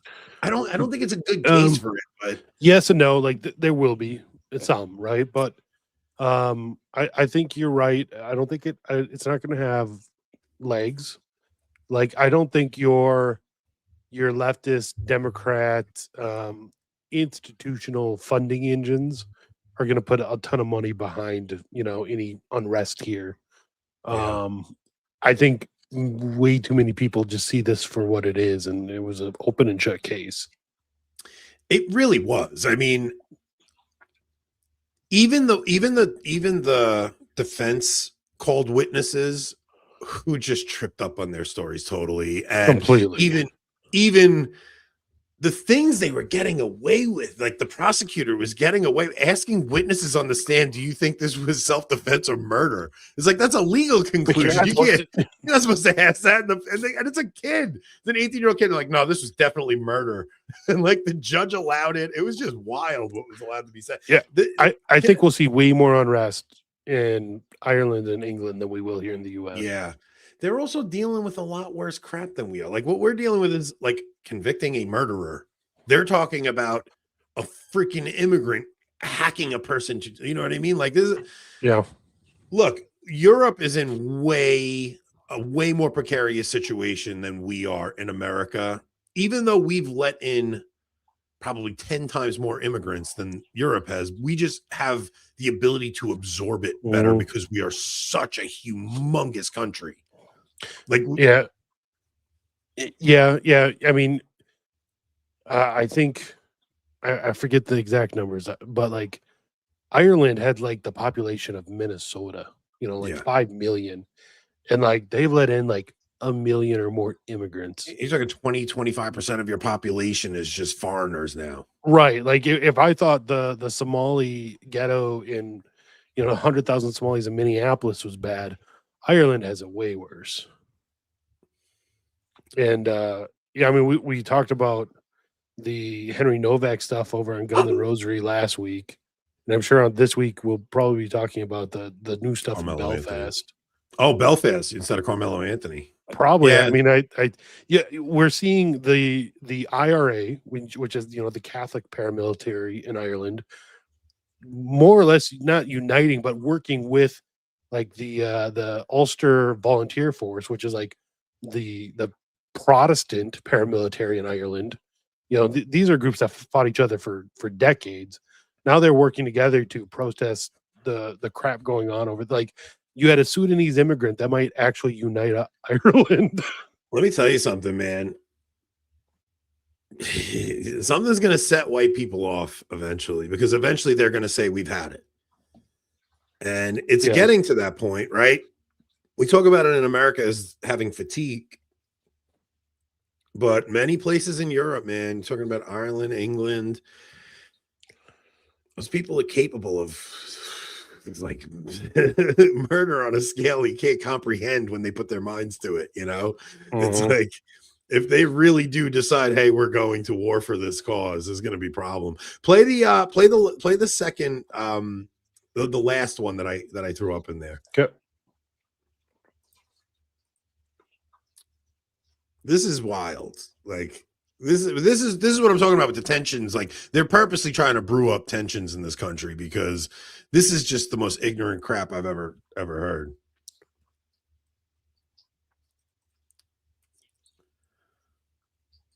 I speak on behalf of myself, Minister Dominic Alexander. I speak on behalf of myself as president of the Next Generation Action Network. The Next Generation Action Network wanted to respect this process, to be able to make sure that nobody said that the Next Generation Action Network instructed this. If you're going to use the name of your organization so many times in a row, can you make it shorter? You should know how to pronounce it. Right. Interfered in this process. But what the process did is shown that Black lives do not matter in Collin County. It showed us that time and time in American history, it has shown us to remove emotions from yet the law. From what? This trial showed that it put emotions over the law. After Trayvon Martin and so many countless names, it has shown us that Black life is not safe in Collin County. It was a white kid that's not safe. What are you talking about? The Black kid is safe and alive, and his mom's going to be able to visit him in prison anytime she wants. She will still have her son. And I mean, let's be honest, that's largely the way it's been for 6 decades at this point. Like, the number of white people murdered by Black people is way higher than the opposite. Way higher. I mean, And let's not.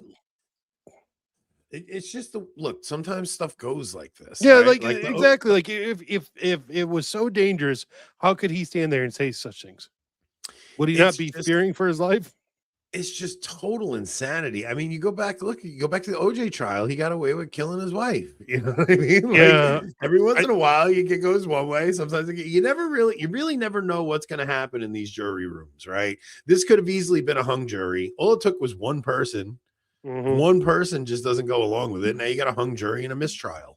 It's just there are some people who make money off of provoking tension, right? And it's just these are the preeminent grifters of our time. Yeah, it's just he's just trying to be the next Al Sharpton and Jesse. Yeah, the Jackson. race grifters of our time, trying to build tension in this country. But all I'm saying is, I don't think they want a race war, man. Like, you really don't want well, that. okay, Like, but here's the question.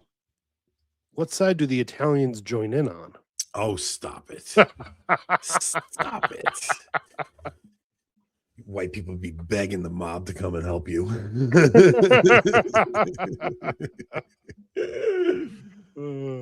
It's just nuts, man. Yeah, like Casey Anthony got away with killing her 2-year-old baby. Like, you just really never know what's going to happen in these courtrooms. It's really, if you could pick the right jury, man, you could.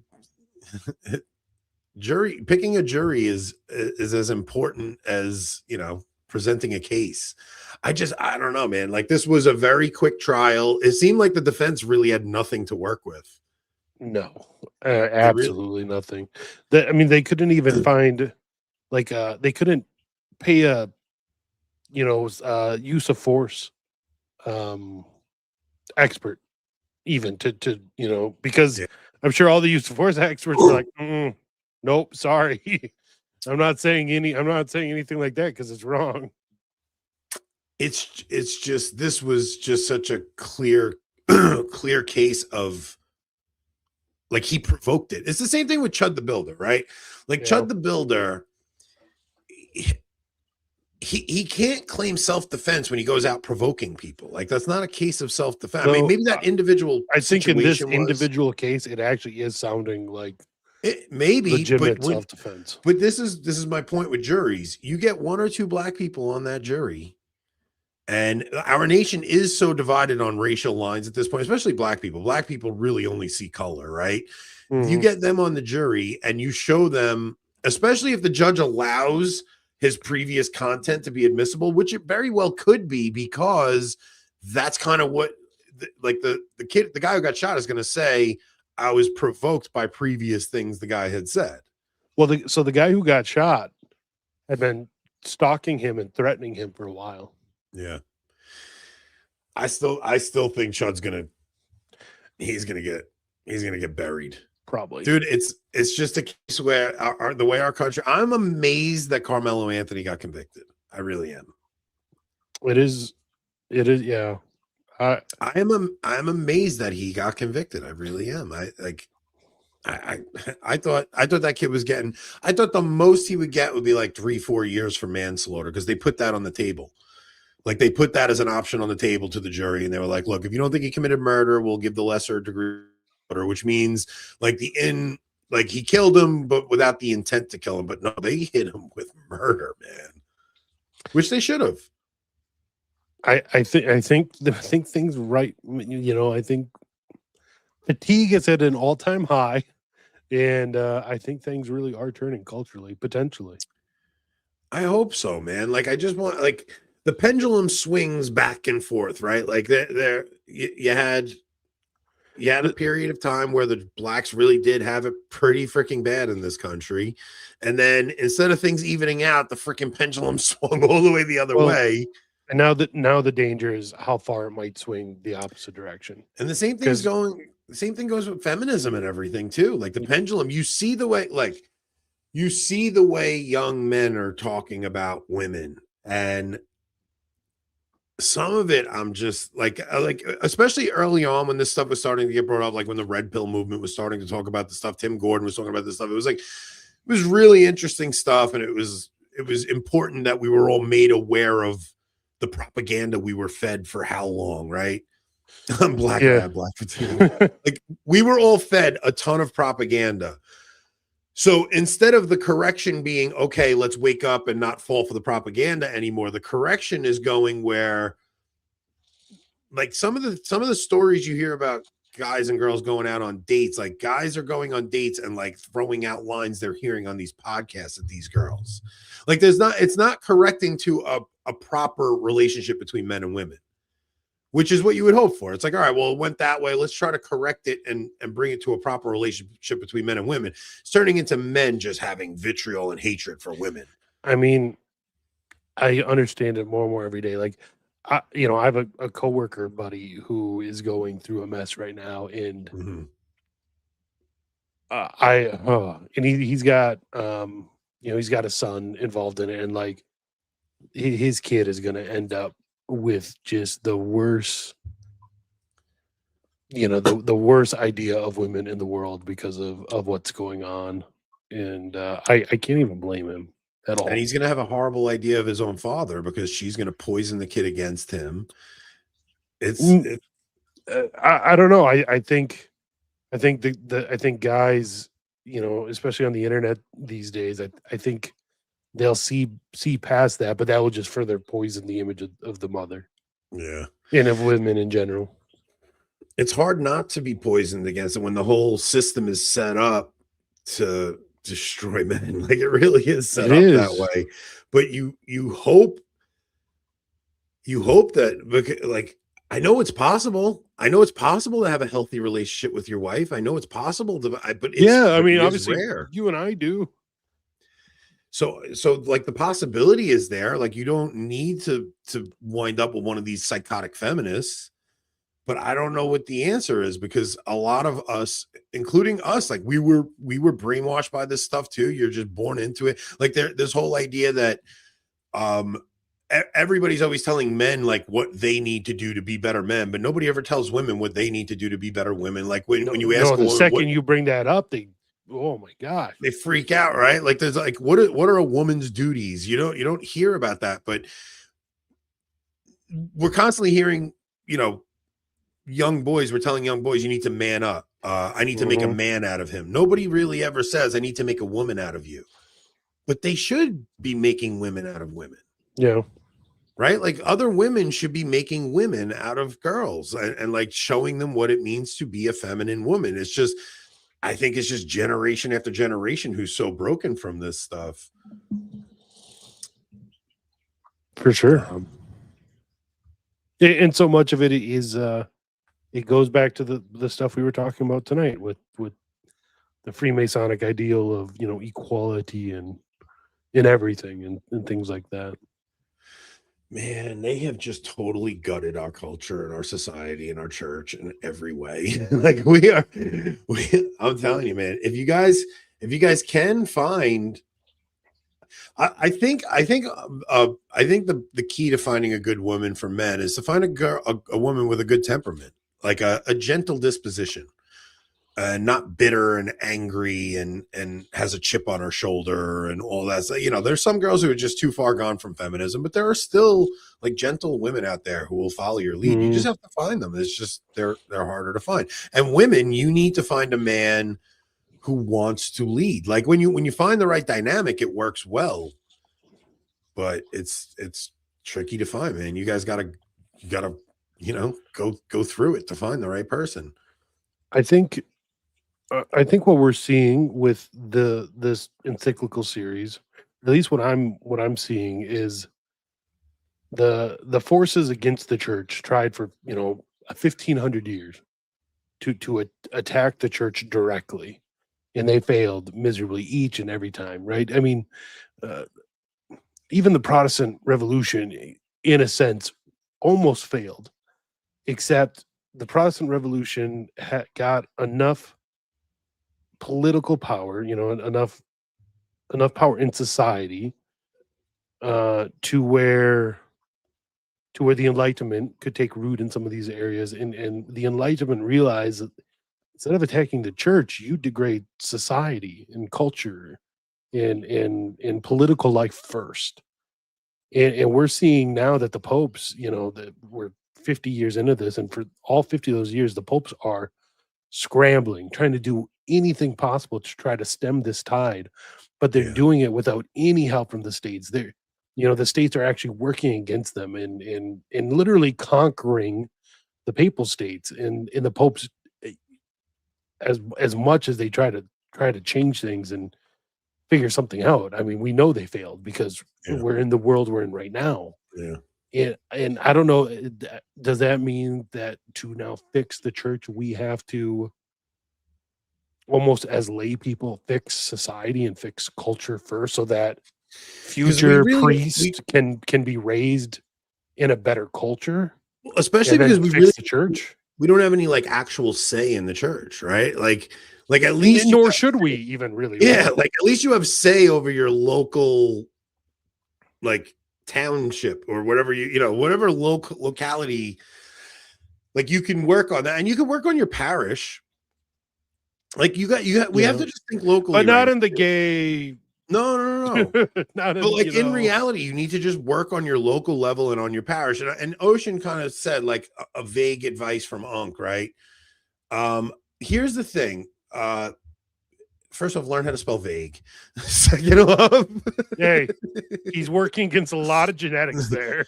But he's not wrong, right? It is kind of vague advice. But here's the thing. I'm trying to get away from seeing, because I have a good situation going, well, everybody should be able to do it. Like I'm trying, because too many guys do that where they're like, I did it, so you should be able to do X, Y, and Z. And it's like, in my home, it's like those people who have a unicorn Novus Ordo think everyone. I have a unicorn marriage, right? Like I'm able to work and provide for my wife. My wife doesn't have to work. My wife was a stay-at-home mom. She raised our children. Like, but I don't want to say I'm the standard for you guys. Like I don't know what the answer is, but I also don't want to black pill you guys on hope for a relationship, because I don't wish loneliness and being alone on anyone. And I'm not going to go down the Pearl Davis or whatever the hell her name is, Pearly Things route, and just tell you women are awful and marriage is garbage. Don't ever do it, because the reward for finding a good woman and getting married is beyond anything you can imagine. Like, it's just, I mean, I come home from work and I have a wife who's in my backyard gardening and humming and she's happy. And it's like, there's nothing that will actually make a man happier than to come home to a cheerful woman. Like, that's all you want. You just want to come home to somebody who's not mad and bitching and complaining, and she's cheerful. So if you can come home to something like that, it's like one of the greatest treasures on earth that you can find. So there are women like that out there. They're not like Pearl. Like, Pearl's not her, you know, but there are women with good temperaments who are looking to follow a man's lead. You just have to find the right one. You're gonna have to look around a little bit. And Bobby said you need more sisters to introduce the boys to. I got If anyone's too, looking man. for a woman with 6.5 fingers, Anthony has a sister for you. She can't even flick you off properly. It's I got a couple daughters coming up, man. You know, I gotta find mates for my daughters. We were actually talking at I work with a couple of guys, real guineas, but these guys never would have met a chick on their own in their lives, and they're in arranged marriages. Like, like, I work with a couple of guys who was so like, I mean, I hate to use the Gen Z word riz, but like, these guys have zero riz, like none whatsoever. And they didn't never, ever met a girl, but their families went, you're going to link up with this one. You're going to link up with this one. And they have pretty wives now because of it. It's like, might have to go back to that. I don't know if it's, you know, I think you're right. I mean, not in like the arranged marriage, like Indian sort of sense, but like in a world where it's, on one hand, should be so easy to make connections. It's way hard. Way more hard to make connections than you would think. And I think we as parents are going to have to help our children with that, especially because we should ideally have a better sense of discernment for who might work for our be a children, good right? suitor for our children. Right. All right. So what body count would I accept? I think you should look for someone with a similar body count to yours, right? Like it's unrealistic to do otherwise, really. Especially if you guys are getting older, right? Like, if you're in your late 20s or early 30s or something, like, you're not finding a virgin, man. Get that out of your head. Like, it's actually like insane to even think that. So you're going to find someone that might have made a mistake or two, but you know, I mean, you don't want to marry an OnlyFans chick. Obviously, you don't want to marry a girl who's, you know, been with 20 guys. You know, but I would say in that situation, you know, it's less important. Like, what's more important, what is their recent body count? yeah, And that should be 0. You know what I mean? Like, they should be repenting of that past behavior and looking to yeah. do And I'm better. not saying save the whores or anything, guys. I'm obviously not saying that. I'm saying, like, this expectation you're going to have at your 27 years old, and these women grew up in the same culture you did. And yeah, they probably made a couple of mistakes. Like, you can't, I mean, you could be alone for the rest of your life, because I don't know what you think you're going to find. And I'm saying this to you guys because you know, like, it's not a world I live in. But I don't think you guys are gonna, you know, if you keep listening to guys who are telling you got to find a girl with no bodies, like, it depends your age. I mean, if you meet somebody in high school, you're great. If you meet somebody in your 20s, it's going to be a harder and harder thing to do. I wouldn't go and meet a chick at a bar who's walking out with any guy that hits on her. I mean, you gotta use discernment. But if I don't think people meet people at bars anymore, to be honest. Whatever. But if you slept with 4 or 5 people and then you come to Christ, and then what, you're looking for a virgin? Like, I don't know. Like, you guys gotta be a little more realistic. Especially, so many men, so many Gen Z men talk about how we live in a world of hypergamy, right? Where women tend to get a lot more men than men get women. Yeah. So in that sense, you're going to have women are going to have a lot more sexual partners than most men if we actually live in that world. So it's crazy to expect Well, a virgin. but if this is the case, that's awesome, right? Kevin if said, there are plenty, then why is it so hard to find? I don't think it's necessarily true. There are plenty of good Catholic girls in their 20s that are virgins, and I hope that for all of you. I really do. But I'm just saying, be realistic. I don't know. I don't know. I'm just trying not to blackpill you guys. I don't have to worry about this stuff. This isn't even in my, this is not something I deal with. People nowadays go on nothing but first dates with people they're meeting for the first time, that's probably on apps, things like that, right? First dates with people they have no previous connection with because they don't talk to people in real life. I don't know. I mean, I think we do live in a time where you have to try to, if you know somebody who's single and, I knew Bobby and my sister would be a good match. So I invited Bobby over and he was staying with me for the weekend and I made my sister come over. I was like, just come over. I didn't really make a thing of it. I knew they'd hit it off. And you were making a thing of it in the background. In the background, but not to my sister. Yeah. No, I didn't tell my sister. Not to your sister or Bobby. I was but to me, you're like, oh, I'm going to get these two married. Yeah. I knew it would be a good match. So it worked, but yeah, look, absolutely do not be like me. Do not do what I did. Yeah, well, that's what I'm trying to avoid, right? I don't want to hold people to, I don't want to set myself as the standard you all have to live up to. I caught the last chopper out of Nam. I married my high school sweetheart. That's not always the case. And we grew up together, right? We grew up together. When you grow up together, you become adults together and you see the messiness of the relationship through your really rough time when you're young, and then you have a foundation, so when hard times come, it's all right, well, we have this foundation to rest on when things hit the fan a little bit. So bragging. Yeah, but every time he does that, just remember the story about him totaling the rental car that was rented for him by a friend's mother. I didn't have a squeaky clean childhood, man, but I'm just saying, I just don't want you guys blackpilling if you don't meet, your trad wife right off the bat.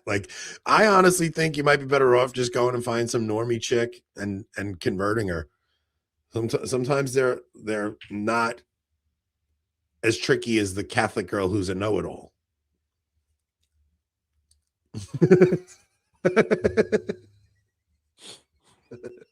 Okay, but the fact that he survived it is more surprising than many people's junior high school cheating episodes, because there was legitimate potential felonies and car accidents involved. See, look, she married a wonderful man she met in a bar. He converted me. These things that, look, you don't know where God's going to throw your spouse at you. You just don't know where that's going to happen. God has plans on your life. Go and beg him for a good spouse, a good and holy spouse. And your first step is to be a good, solid Catholic man, right? That is your first step. Hold on. Is this for real? Because that's hilarious.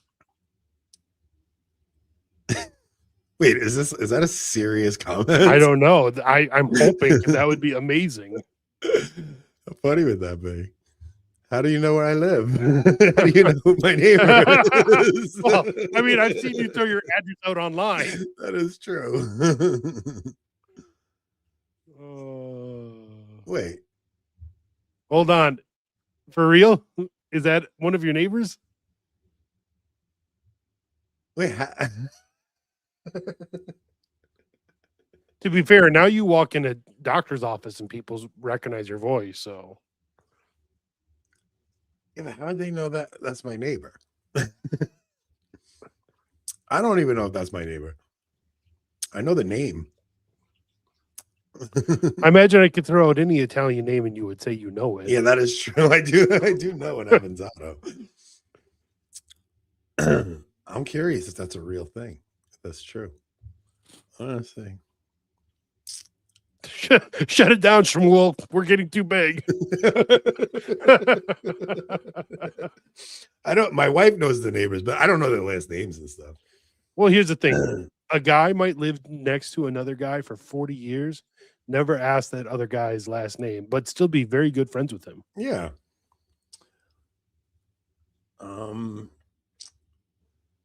He knows because he's marrying her, obviously. It's fight or flight activate. Yeah, you could see Do I need that. to move? I Do saw need to that move? happen. He's like, wait a minute.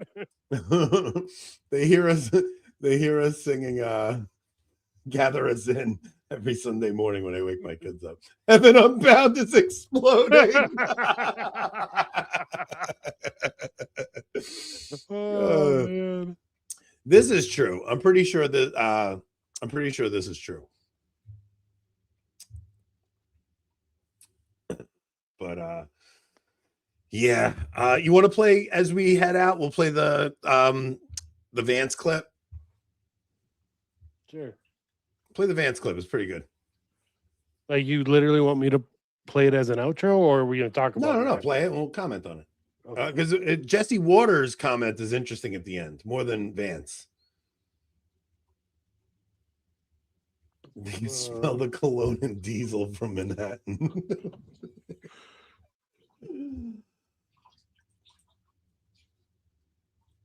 For me, what attracted me to Catholicism was there was this sense of rootedness in it. It seemed like the world was changing so fast. You know, you go on social media and you scroll and everything is different. And there are a whole host of new technologies and ways of communicating.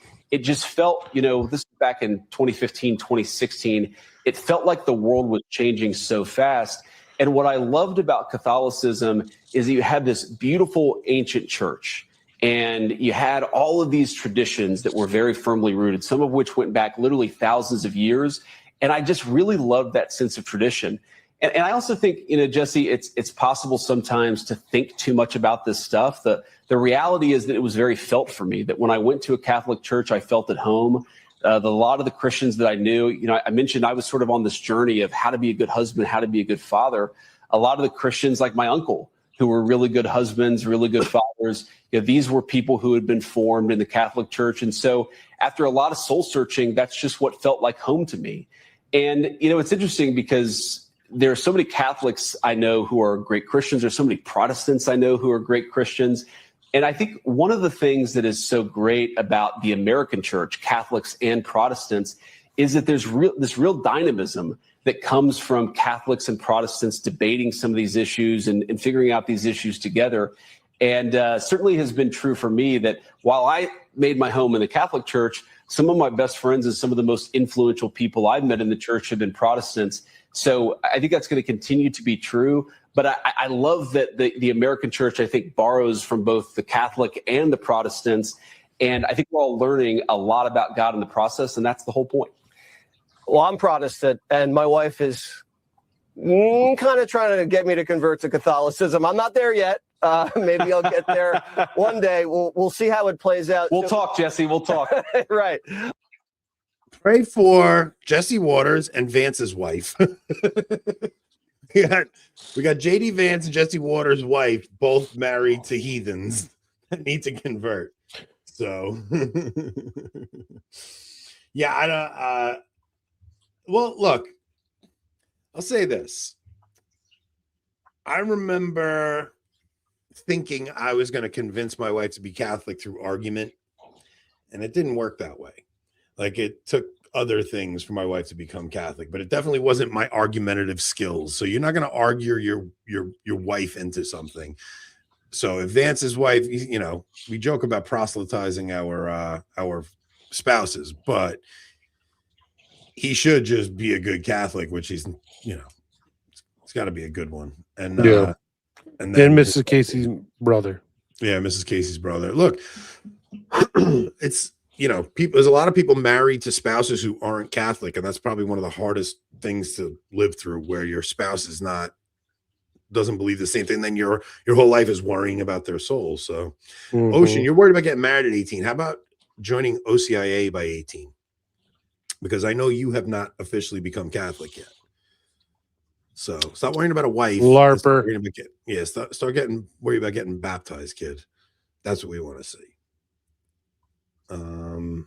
Learning about God in the process. I'm too busy looking for a Swedish au pair to look for a wife. The ocean, when they baptize you, make sure they get your forehead because I don't know if it's getting through your hair. Gosh.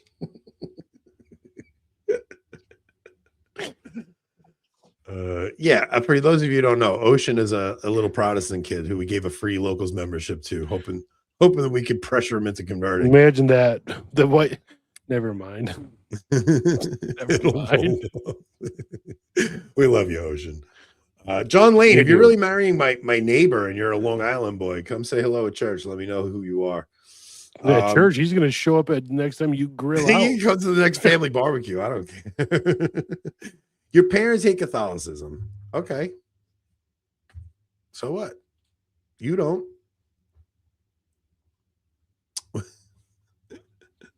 Oh, he's in Philly. He's not marrying my neighbor. It's bum. He had me worried there for a minute.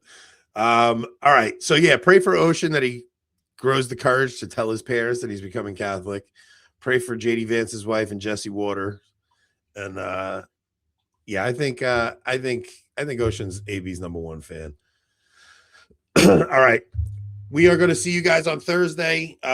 Not this Thursday, next Thursday, we have Nancy Charles coming on.